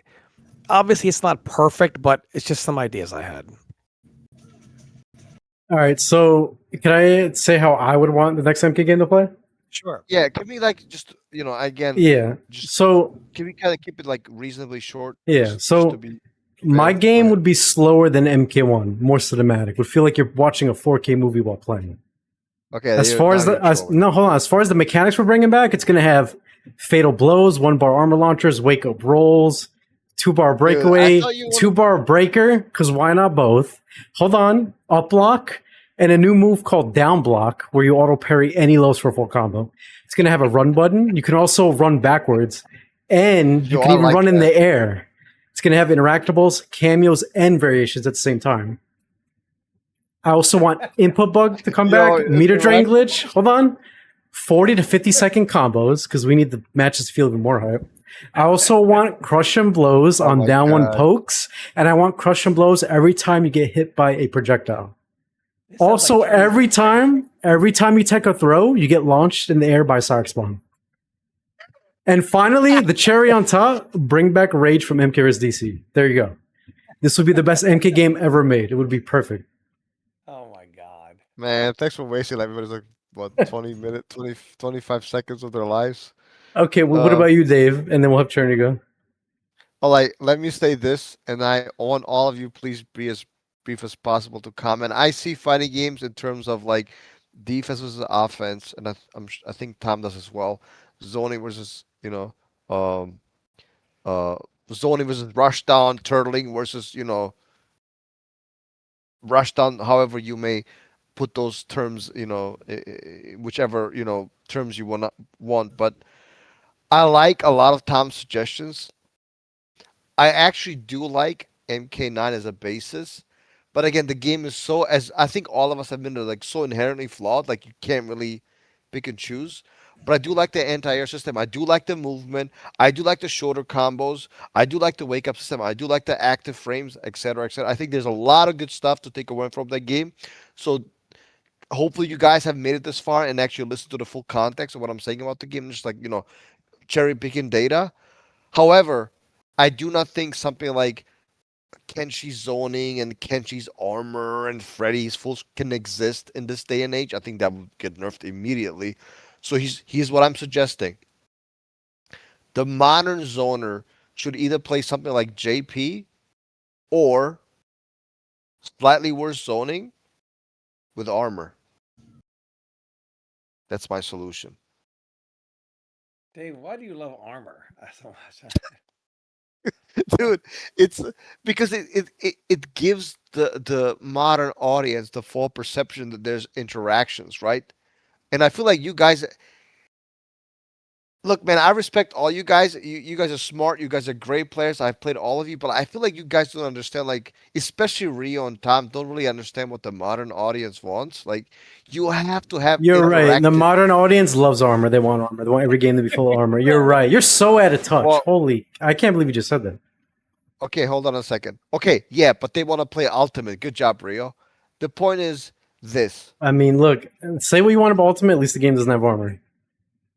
Well, I think that's a bad thing, and I think you should remove glitch jabs and add armor. But here's the point: armor gives people the perception that there are interaction instead of like Freddy. Even if it requires skill, spamming those 2 or 3 moves from certain ranges, right? Whether it's Freddy fingers, spikes, or or claws, whatever you name it, right? It gives people the perception. Oh my God, he just hit her armor and he did this combo, and I was going for a mix-up, right? That's what sells. And if you guys don't understand that, you don't understand modern fighting. Okay, but what I don't understand is why are you okay with like some characters in the game being zoners or some characters doing certain stuff, but then there can't be some characters in the game we're talking about that are armor characters? Why does armor have to be a thing for everybody? No, it doesn't have to be. That's why that's where I believe you're right. Because if there was a character that his whole game plan was just a machine gun armor every 2 seconds, but he was built around No, that and he worked properly, then that would be 100%. kind of cool. Instead of seeing every hun- character gets in and does an armor launcher like MKX. Listen, please. I think the worst design is like having like pre-patch Kung Lao, pre-patch Tanya, like having armor every like what 5 seconds. That's the wrong way to do it. That's not what I'm talking about. No, because it depends. I mean, it wouldn't be too broken. It really depends how they do it. Remember Grundy from Injustice 1? He was armored every 2 seconds, but yet he was low Well, I tier. don't care about that. The character's useless. I don't care about the character. Like I care about like can you Right, make a but character I that just actually is want to make sure viable? you don't feel that if you give a character armor nonstop as part of their like design, that they would all of a sudden be broken in the best. Because sometimes it doesn't I work don't that way. see. I don't convolute armor with a quote unquote grappling archetype. I think armor should be available to all types of archetypes if it's balanced, right? Like I think Havoc, in some sense, in obviously I'm talking about MK1 Havoc, probably has one of the best projectiles in the game, right? I'm sure Trini would agree. But he also has armor. Is it too strong? I think it probably is, and maybe it needs to be looked at. But that's like the only way for the game to have zoning. Like I'm sorry, it's the way to say it. Just like for MKX to So have the game has defense. zoning now because Havoc can do armor when you get in on him. I don't understand. Correct. Correct. That's the only That way. has to Like, be the laziest and worst form of zoning I've ever heard. well, I think there's more to it, and you haven't played the game in a while, so I'm not sure that you understand the entire Right, but complexities from of what the you're game. telling me, Havoc seemed more interesting in the beginning of the game than he does now.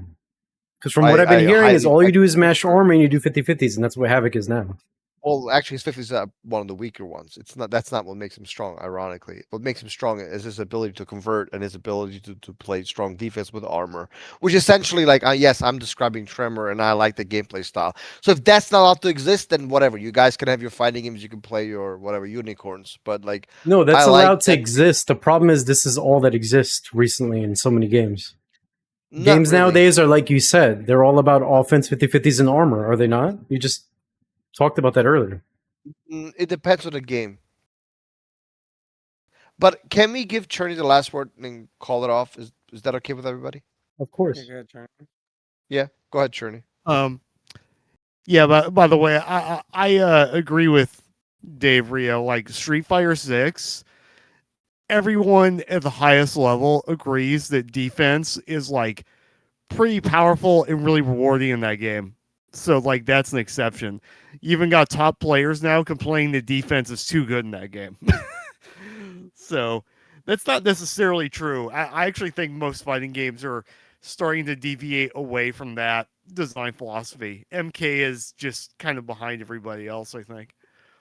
Um anyway, so we're talking about like what ideally next MK would look like. Is that what we're doing here? Yeah. Go ahead and list your Okay. Or wish what you list. feel needs to change for MK1 for the next update, if you feel anything needs to change. Or if you think the game is fine how it is. Um, I can talk about MK1. If to be honest, if I wanted to talk about what I want for like a future MK, I would almost rather reserve that conversation for like a whole podcast. Honestly, Fair Yeah, enough. that's And fair. honestly, yeah, that's uh, 100. I think that's Because a that's conversation we have. a lot to talk of.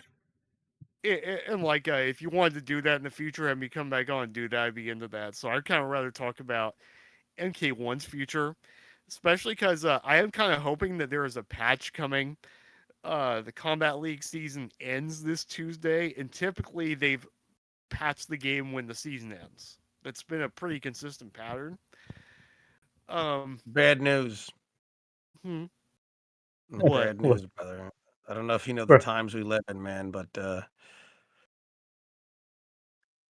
they're Hi, they're, they're up they're up for sale, brother. The Warner Brothers ain't putting no more money into bro, patches. imagine the update they release is when you log into the game, there's a banner on the homepage and it says, "Hey guys, we just released collection, Legacy Collection. Go buy it." That's the only update. I mean, I would be okay with that. I mean, they gotta advertise that Rio, new product. honestly, that's like not even unrealistic. I hate to say it.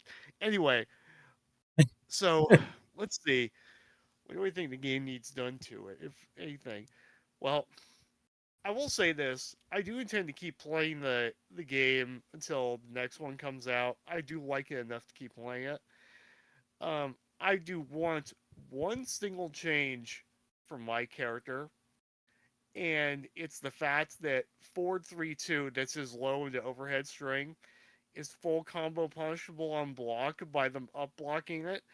I think this is just too much to be paying for trying to use your one essentially admit it's low, but it's your absolute check besides them jumping. Um, I think it's unreasonable that Smoke has to risk his life for his one and only mid. I think it's ridiculous. Um, if they fix that, I would be satisfied with him as a character. As far as the game goes, so I really like it that they're experimenting with install supers. I don't know if you've seen Rio, like Melina and Baraka.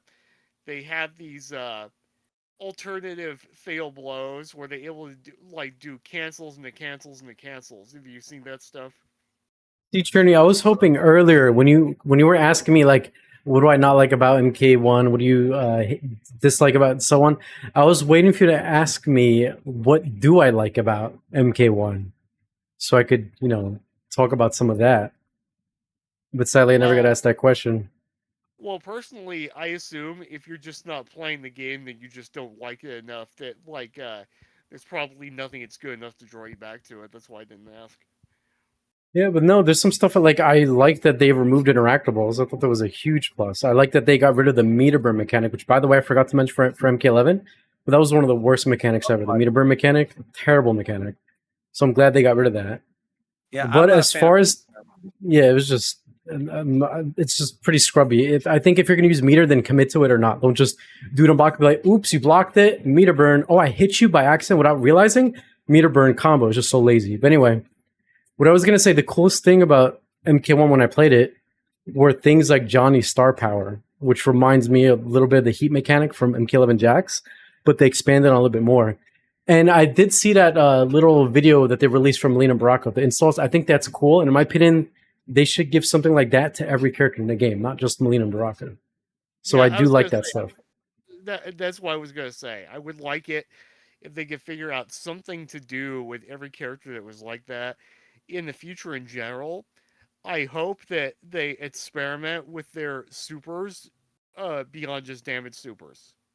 And I like it that they're experimenting with things like installs and things like that. I would like to see more of that in the future. I'm kind of over these cinematic supers that take, fucking half an hour. Um, and as far as like things that could be changed like across the game, um, zoning would be a lot better. And I've talked to Dave about this. Zoning would be a lot better if the characters they wanted to be zoners had exceptions to the flawless block chip rule. Boring, Like boring, very, very boring. it's Sorry, not, sorry. I'm thinking out loud. I apologize. Go ahead. but like attrition by chip is a big part of how NRS zoners work, right? Is that even if if they're keeping you out, it's also that you're constantly taking damage, right? Well, right now that doesn't happen because almost every fireball is easily flawless blockable. So, like, if Quan Chi, every time he did a purple skull, which does like 12% chip, always did that chip damage, even if they flawless blocked it, that would be huge for zoners in the game, really huge.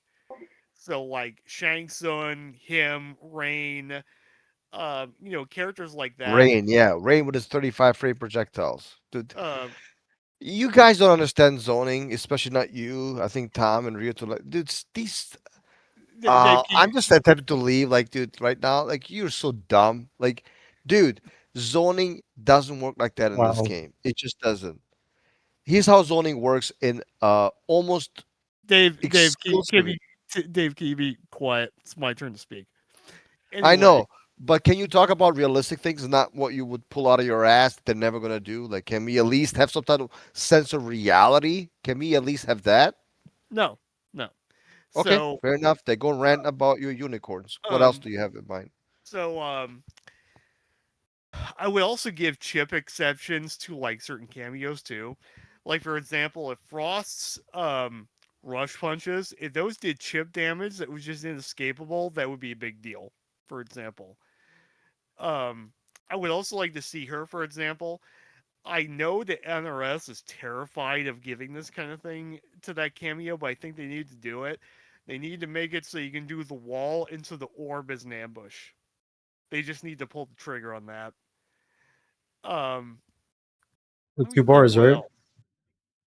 Yeah, it takes the whole cameo, No, that's fair. or it would take the whole cameo. But I think they need to do that. They need to allow her to do the wall into the orb, and that would be really cool. That would allow some characters to do some really sick shit with it. I think. Um, what's another thing? Let me think. There's a lot of cameos that I would make certain adjustments to. I do think, unfortunately, because it's just the nature of the game, I think there need to be some cameos that have a few more that have ambushes. I don't like it that there are cameos. They're all summon moves. Period. I don't like that. So I would do things like Serena. I would make her forward knife toss, for example, an ambush instead of a summon move. I would. I Why not make it also so it takes half a cameo bar and you can machine gun them up to 4 times? well, it already does have cameo bar. No, I mean half of a cameo bar. It takes 1 bar. Like half of 1 bar, so you can do it 4 times. You're saying like well, like 4 uses instead of 2. Yeah. Yeah. Um, that could be cool. Yeah, but let's see. What's another example? Another thing I think they need to do is reevaluate the way that they distribute health. I know a lot of NRS players, they don't like differing health. I do. I always have. Like one of my favorite fighting games of all time is Blaze Blue Continue and Shift, and that game has like differing health. Tekken has experimented with that in the past, so is Soul Calibur, and obviously Street Fighter kind of like is defined by it. Um, the problem with NRS is they always give the health to like the rush down 50-50 characters. Um, I think it's absurd that like Shao Kahn, I think it's absurd that he has a lot of health with as fast as he is and as much damage as he does. Same thing goes for like Havoc. I don't think Havoc should be a tanky character. He has so much going for him. I think he should be a low health character. Whereas like Garrus, I would be okay with making him a high health character. Um, that's What like a world deep. are we living in, though? Where I mean, These are essentially like drunk takes. I mean, I don't. no, I no, get no, no, these no, no, no, no, no. these are What I just mean like by what I mean by that insane. is Like what I mean by that is this is development time, which costs money. Yeah. Their publisher is putting them up for sale. They're not putting any more money into it. It's over. I know, Well, but yeah, that's why you have this But moron do talking you about this. Like think? this But is not. hold No, on. no, You no, got, no, no, no, no, no. We're listening to what he would like to have his wish list, which is fine. yeah, but do you I'm just guys not think saying, that they're releasing don't- one final update of work they did in the past few months? no, So we're not It's getting They one over. more might. update. It's just done. They No, may. it's But they're over. not gonna like.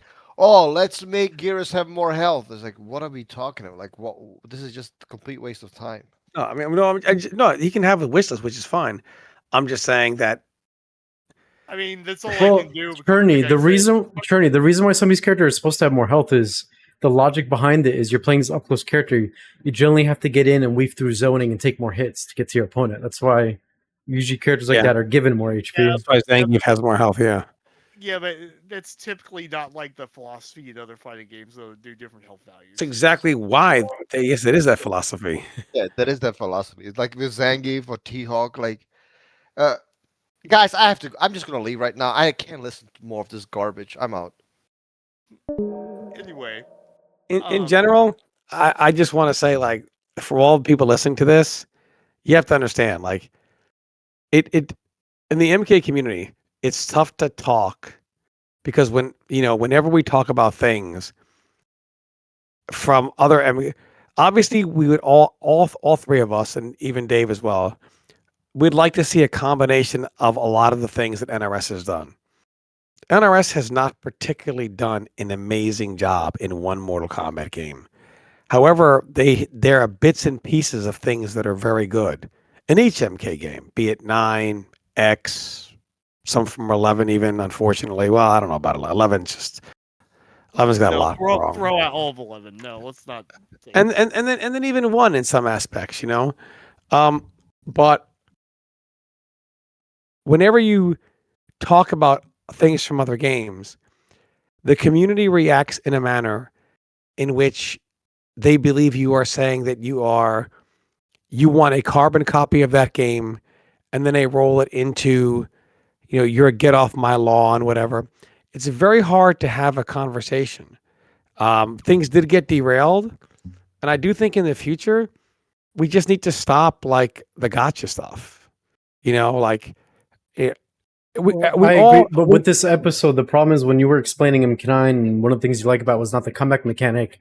I guess Dave kept thinking about Cyrex and Smoke and Jax and kept saying, but that's not true. Look, there's comeback mechanics. Sorry. But you weren't talking about that. You were talking about the general gameplay mechanics. But when you bring up MK9, like, I have respect for everyone on this podcast. Clearly, I know what you're talking about. If Rio, for example, brings up some aspects of things that are similar to UMK3, but not I want UMK3, I know what he's talking about. My mind doesn't say you want UMK3. Same thing with, no, it's not. Well, here's a get off my lawn, grandpa. No, that is extremely. It disqualifies the person who's giving the idea as, guys, don't listen to this guy. He is just a grandpa who wants to go back to MK9, or Rio wants UMK3 in every game. It's just not true. I found that the community does a lot of this. It's very difficult to have a discussion with the community, because if you bring up anything about, hey, I think the MK9 movement was good. Oh, so you want MK9 all over again, huh? Okay, I see what you. No. Or, oh, you just can't move on in the modern times. You're an old man. No, I'm just bringing up one aspect, not the game as a whole. Same thing with Rio. When Rio brings up certain fast gameplay, he doesn't mean he wants UMK3 revisited. So I just, it's just hard. It's hard to have those conversations in the community, because it seems like the community is more hell-bent on discrediting the person talking as by making up something that is completely untrue. Like, oh, this person just Rio just wants UMK3, or Tom wants MK9, or Tom wants MKX back again. No, but we can acknowledge that most of the MK games, aside from 11, do some things reasonably well. So obviously, in a perfect world, we would say, why not take the things they did well across multiple games and put them here, and then maybe not even remove some of the things they didn't do well, but say, hey, let's do these things better. It doesn't mean we want to go back to those individual games. If let's say Rio feels about MKX the way I feel about MK11. But if Rio mentioned something from MK11 that he liked, I know that Rio doesn't mean, oh, I hope they remake MK11. I mean, to be fair, I don't think any of the MK games are that bad where they're not worth playing. I think I could play any of them for fun 11. Here and there. It's tough, man. It's tough. Well, I mean, I don't know. It's not as bad as you remember, because I played it last week and it was kind of fun a little bit. I know, as horrifying as it may be to listen to for you guys. Listen, MK11, to me, of the modern era, is the worst fighting game ever made. It is the worst fighting game made in worse than Injustice, really? Yeah. Yes. It's the worst. It's the Injustice worst fighting game made in. Way better. You gotta be kidding me, man. MK11 is, it's terrible. It's also, in my opinion, and I will say this to my dying breath, MK11 is the end result of the talk about needing to simplify fighting games for the masses.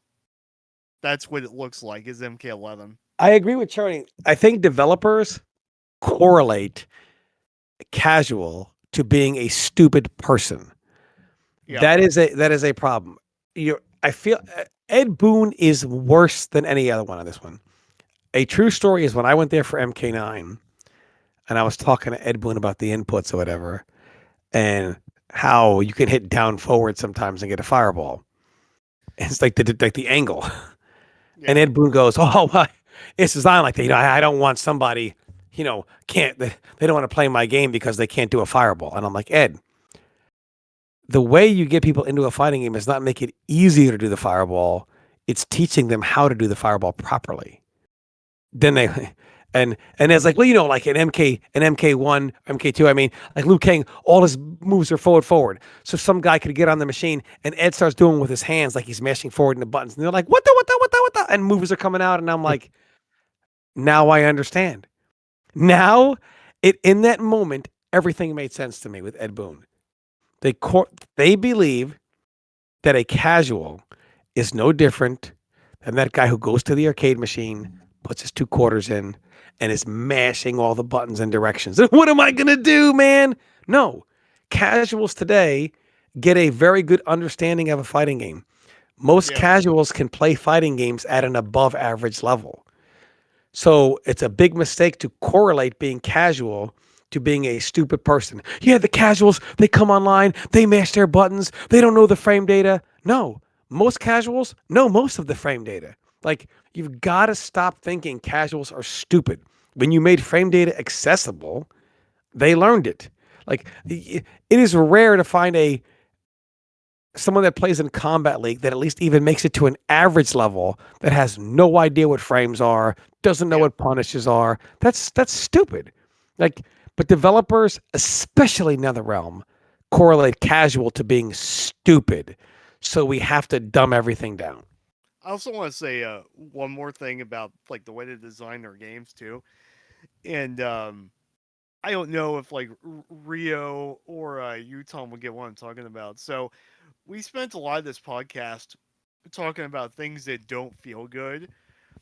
Part of the problem with NRS is I think they are too obsessed with making sure the player feels good at all times. Like, they want power accessible at the touch of a button. They want everything to like feel like I would say certain people who prefer certain styles to feel good because they cater to more one style than the other. Well, yes, because Rushdown is like, I guess you could call it the natural inclination probably of the average person, right? But they're too concerned about making sure you're getting dopamine hits from like mixing up people rather than the long-term dopamine hits of learning the game and getting better at it, right? Like, part of the thing about fighting games, I guess this is the way I'll put it, is they want to make fighting games that are a empowerment fantasy when fighting games are supposed to be disempowerment fantasies. That's the problem. And I wish they would stay away from that. I think that Street Fighter 6 especially is excellent at this. I think Street Fighter 6 is probably the best current gen fighting game out right now. But even Tekken, with the way people complain about it, and it does have its problems, Tekken 8 still does have that. You still have to like learn the game in depth before you've even got the right to complain about it. And that's one problem with NRS games, in my opinion, is they don't look at like they don't look at fighting games from the perspective of it being like a craft that you get better at or like a hobby you engage in. They just look at it as the same as like a gotcha game or something. I don't know if that makes any sense, but like I think you guys get what I'm saying. I understand. So let me ask you, what Ria, do you think would happen if NRS decides to make the next Mortal Kombat game actually hard to play? It requires a lot of effort, a lot of execution. How do you think the community would react? Do you think they would be so stupid? Why do we have to invest so much time to get decent at the game?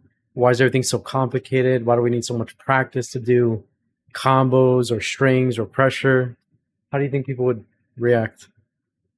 Personally, they will lose some sales, but not enough to matter. And I think those sales that were lost would be replaced. Wait, why would they lose sales? Because I'm talking about just the tournament aspect of the game, like competitive mode. Everything else would be easy to play. Everything else would be easy to play. The tournament aspect. Yeah, I'm saying, what if they made the game when you play it competitively on the competitive mode? It's very hard to play, but the casual and all that other stuff would be easy to play. They have like one button combos and stuff. For them, it would be a shock at first, Yeah. But you would eventually build a strong scene, and people Yeah. would accept that, hey, in order for me to have what I want, you have to have what you want, and people would accept that it doesn't have to be easy. You don't you don't have to eliminate archetypes, and we would build a normal community that would actually grow for once. Exactly. Yeah. And also, like, um, how do I put this?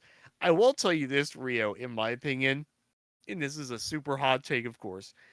We have a lot of players in our scene that only play NRS games that are very talented. There's no denying that. However, there are definitely some people that would wash out if MK required the standard of a typical fighting game. And Tom knows I'm right about that. That's true. And I'm not even kidding. I'm talking about top players in our scene that would wash out. I'm not gonna name names because I'm not trying to start shit, but it's just facts. Um, I would personally be hyping and welcome it. I think that would be the best thing ever. Even though a lot of people would probably be like, "Why do you want the game to be hard to play? Like, what's the point of that?" I think but they're like, missing out on how fun it is to get good at something that's very hard to play. Like it feels satisfying. That's what some of these NRS games are missing. yeah, that's Like when I was doing the the Havoc 40% combos with Sarks in the beginning, it didn't feel fun to do. It just felt like, okay, spent a couple hours in practice mode. I got these down, and I guess that's it. It's like the prime of the game, and that's the level you reach. yeah, Smoke's partially kept me invested because Smoke has a consistent level of execution. He has a lot of I call them competency Too checks. much He work has a lot bogs of you. things that you have to be consistently on the ball with all the time. You can't fall asleep at the wheel. Mm-hmm. And so yeah, I think NRS needs to step it up. They need to become more complex. They need to have more decision making in their games too. That's the other problem. NRS games don't have deep decision making trees per situation. Um, That's what I was bringing up with MK9. Power being aside, I don't want to move past that. It also required a deep decision making tree. So yeah, that's what I was saying. You can scale down the power, but not the decision making tree. yeah, yeah. I get what you're saying. Yeah, and I agree with that. Um, but yeah, that is a big problem, and that's MK1's biggest problem, is that the top tiers they literally do reduce every situation down to like 2 or 3 ways, and there's nothing you can do to make them have to think beyond that. And yeah, MK1 at the highest level has a problem with it really rewards the flow state. And I think fighting games that reward flow state are bad. You're failing at your fighting game if flow state is like the optimal place to be in my opinion. Um, That's a but good point. Well, like I yeah, said, I'm going to end on this because I got to get out of here. Also, it Yeah, is a miss. we can wrap it up here. But go ahead. Yeah, people don't realize why defense is actually hated so badly. Even Sajam tried to talk about it, and the defensive mechanics were so strong back then, and they had to scale it back because those old games, the players were defensive because you couldn't get hit one time where you lost. So the offense was always infinitely more powerful than the defense. But the defense was powerful enough to fight against it because you had some games where you got hit once and the game was over. In the modern era, the reason why you will always see, for example, playing to win made a great analogy to me one time. He said, if I watched you or Dave or someone like that time somebody out, like last few seconds, the health bars are close, who has the life lead, and you're like, you know what, I'm going to be patient, I'm going to hold still, and you win by a timeout. I'd be like, wow, what discipline, what patience to not throw something out or try to get the life lead or win really quick or whatever, and also have that defense and spacing. Everyone today would boo the shit out of you because they don't realize how hard that actually is to do. But if they watch Sonic knock someone down and mix the shit out of them, they're like, oh shit, son, that shit's hype, because they don't understand how hard defense is. The real truth is defense is awkward. It has never been overpowered. It is awkward. And here's why. 99% of people are offensive players. 99% of people, when they put the game in their console and go to practice mode, they don't say, I wonder if I can run away from you all day. Or, I wonder if I can throw projectiles from across the screen. They don't think. They come on, they go to do their combos, right? They want to learn. I want to get in there. I want to do my combos. That's how they learn. That's how they go on. That's how they play. The reality is if you took 100 players, for example, and said, you're all going to play each other. Well, 99 of those players are offensive. One's going to be a defensive master.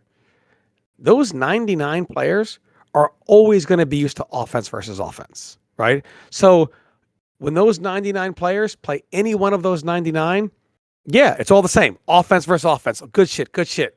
Then there's the defensive player. When the defensive player plays the offensive player, 99 of you are offensive. That's nothing new to him. He's used to it. He has such an experience because every one of you are offensive. But when you play him, you're at a massive experience disadvantage because everyone you play is offensive. There's this one kind of awkward defensive style and doesn't really do anything, and it's tough to get in on him, and he plays slow and slows the game down. What is the modern era's first response? Not, my God, this guy is so good. Man, defense is overpowered, dog. Take that shit. That's the problem. No one says take that shit when it comes to offense. But they will always say take that shit when it comes to defense. You know, I watched Rio. Rio did a video one time on the best trapping character in NRS history, and he showed some of my MK9 matches. And the comments weren't like, damn, dog, Tom's got that patience. Tom's got that skill. They were like, yo, bottom 20? Yo, this character's the best, dog. What Rio talking about?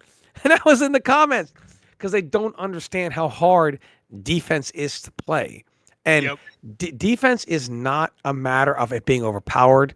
It's a matter of awkwardness. Again, imagine you take 100 players, 99 are going to be offensive. One's defensive. Who has the experience advantage? The defensive player. There are so few defensive most people will say, yo, I got that defense, dog. Most people are absolute dog shit at defense. They all think they have defense. They are garbage. And I mean, some of the very best players in our community are awful at defense. Foxy, Denzel, one of the few that are just godlike defensive players just by nature. But what happens is you get a defensive player who has you on experience. Everyone he plays is offensive. Meanwhile, everyone you play is offensive. So the defensive guy is uncomfortable. Like the defensive guy, I got it. You want to get in, you want to mix me, you want to rush me down, you want to overhead low throw me, you want to put that mix on me, put that pressure on me. How many people do they play that says, I'm going to stay away from you. I'm going to run away all day and zone you. I'm just going to run away and then, oh, you fucked up. No, I trapped you. It's annoying. People don't like it because it's annoying. It's awkward. Almost nobody does it. So you're running into someone that has a massive experience advantage on you. And that's why offensive players hate defense because they're at a massive disadvantage with experience, but they never credit the player. They never credit their skill. They always say, hey, dog, that defense is hard. How many people would say, oh, Tom, man, that success, that must have been a credit. That must have been that clone, dog. Let him play MK9 and pick that clone and watch what happens. You know, like Sonic Fox. Sonic Fox has got his back blown out every day of his life by the great Kerbalicious who plays Cabal. I beat Kerbo's Cabal in tournament 3-0. And Sonic has played every top tier character in MK9. Still couldn't beat Cabal. Do we really think the answer is, but if Sonic played Sub-Zero? If Sonic played Sub-Zero, he would get the shit beat out of him. The worst beating in the world would be Sonic Sub-Zero versus a top-level Cabal. Not saying that Sonic is bad. It's just, if he couldn't do it with the best characters in the game, he ain't going to go to Sub-Zero and do it. So the point is, it's never been easy. It's not easy. And I'm not even Sonic's level. Not even close. My point is that it's experience. The defensive player always has experience, and the offensive player mistakes the awkwardness for, man, defense is too good. Not the player has skilled, not how hard it was for them to master their patience, getting mixed and mixed until they got this down. They see the final product of defense and they say, man, he slows me down. He runs away from me. He zones me out. Take that shit. That's the problem with the modern era, because we've brainwashed people to make them believe the problem is the mechanics of the character or the system and not the player skill. It is almost rare that you watch somebody get mixed that someone says, yo, dog, he's just mixing. They say, nah, man. I was watching Sonic play Cyrex, and the stream chat was like, yeah, dog, this character's shit, man. Only Sonic can make. Are you stupid? Are you fucking stupid? Yeah, this garbo character that Sonic is using, man, how's he making this character look that good? Are you fucking high? Like, this is kind of the problem. Like, sorry, I also want to point out the last game that Sonic Fox actually bitched about and got salty was Injustice 2, the NRS game with probably the strongest defensive mechanics in the game, where you can play neutral and keep out well. Yeah, I mean, Wait, Sonic stronger can play defense than MK11? Come on, Sherman. No. I mean, look, and Sonic can play defense as well. I'm not saying he's just an offensive like mania. He can play defense. He's a very gifted player in many aspects. Yeah, but all I'm saying, he's complained about things that can slow him down. I honestly do think that the Sonic Fox frame is bad. What were they saying? Like push block or what? Or like a certain character? No, I remember a conversation I had with Sonic and MKX. And I'm saying what was Sonic saying about Injustice that Chernyy said was complaining? Was he talking about the push block or what? Or a character? No, he didn't like that there were characters. He would say that there were characters that were anti-neutral because he would say there were characters that prevented you. Like Firestorm, I believe. Yeah, you said that. I was just about to say that. Sonic Fox is the president of this, and I'm not hating on him. I'm just saying this mentality is rampant in our community, and it starts with the Fox, the leader of the community, which is terrible because, I mean, never mind. But the not because of his skill, but it's because of the mentality. I remember in MKX, I was having a conversation with him. This is back when he won with Alien in the second Evo.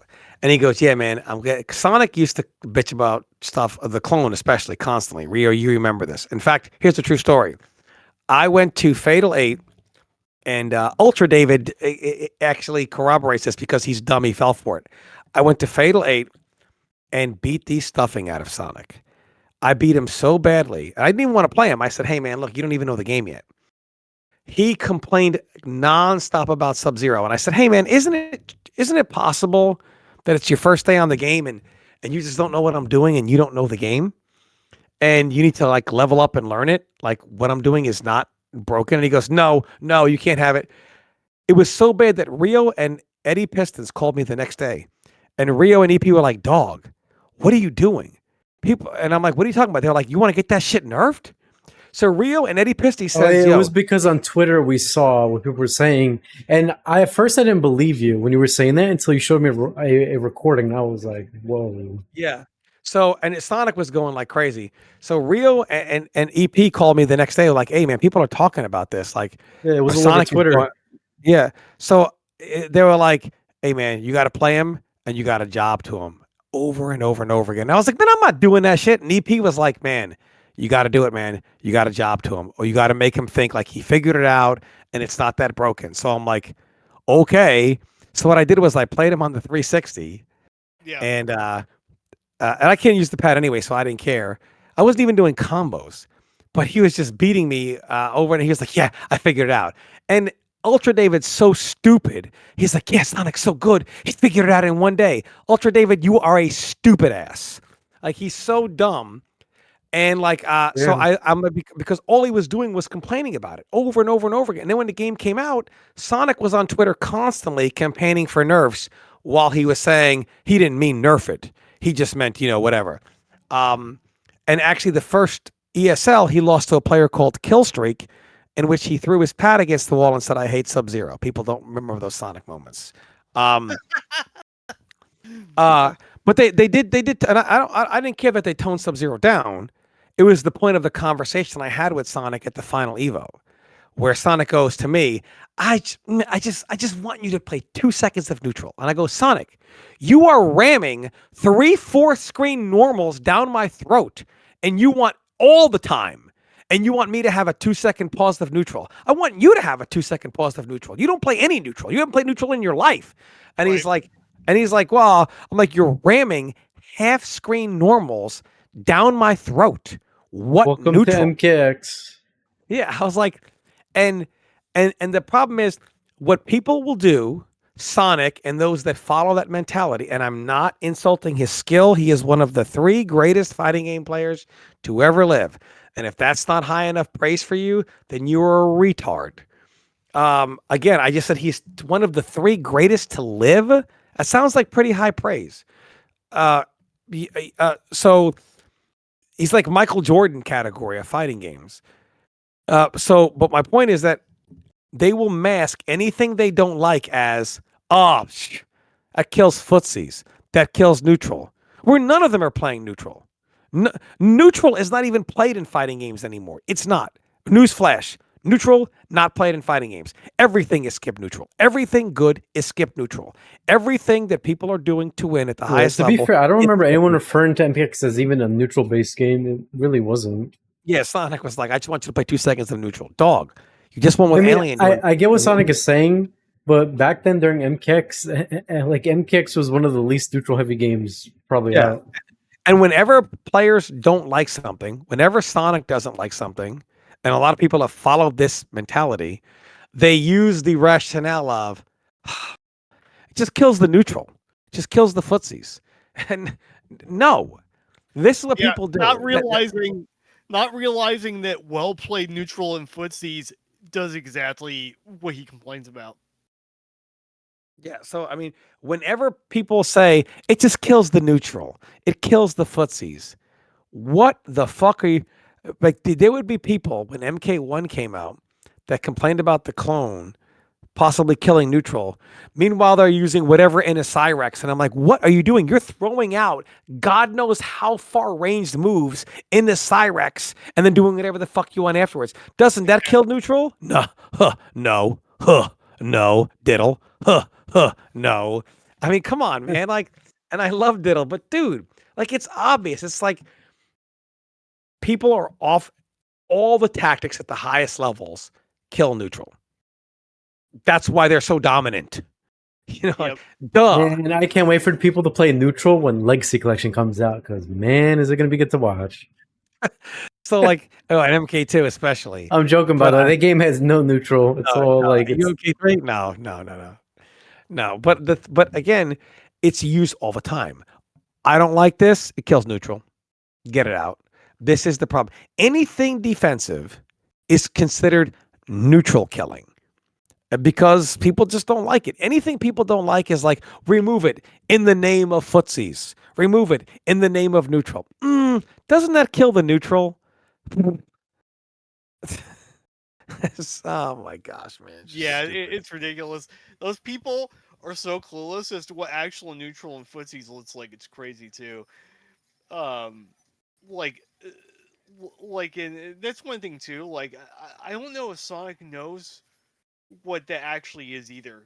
To be honest, like, at least from what Sonic knows. It's just a natural thing. It's just everybody does it. They just something that is frustrating to them, and they want it removed or toned down. And the reason is always it kills footsies. It kills neutral. It's just a reason that it gets attached to everything. Sonic is one of the people that does this the most. A lot of people do it. It's not just a Sonic thing.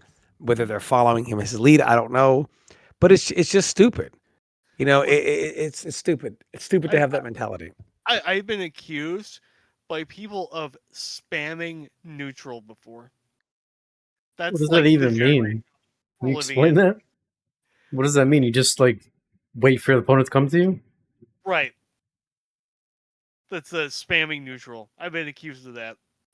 Wow, I guess I missed some fun times in MK1. Yeah, modern fighting game. Well, no, it's not all fighting games, but NRS scene, like, I hate to say it, they're just especially bad about that. Like, in Street I think it's just Fighter, Combat League, to be honest. You've run into all kinds of characters. It'll Well, say like, ridiculous stuff. Street Fighter, you're not gonna hear someone complaining about footsies or anything. But I mean, just in general, people use it a lot in the NRS scene. They use the term, it kills the neutral, it kills footsies. It's just, I don't know. It's just stupid. anyway, yeah, let's go ahead and wrap up. Yeah, if you guys yeah, are okay, I'm gonna wrap it up here. Okay, so thank you, I had a good Cherny, time. for coming on and being the guest. Thank you to Tom, also to Dave. This has been Next time episode 45. For sure, we'll keep it shorter next time. Yeah, and we'll try Um, to be more cool-headed and, try to listen to each other's points. But this has been episode 45. Thank you guys so much for listening, and let us know what you guys think so far in the topics that we discussed today. See you guys in the next episode. Peace out.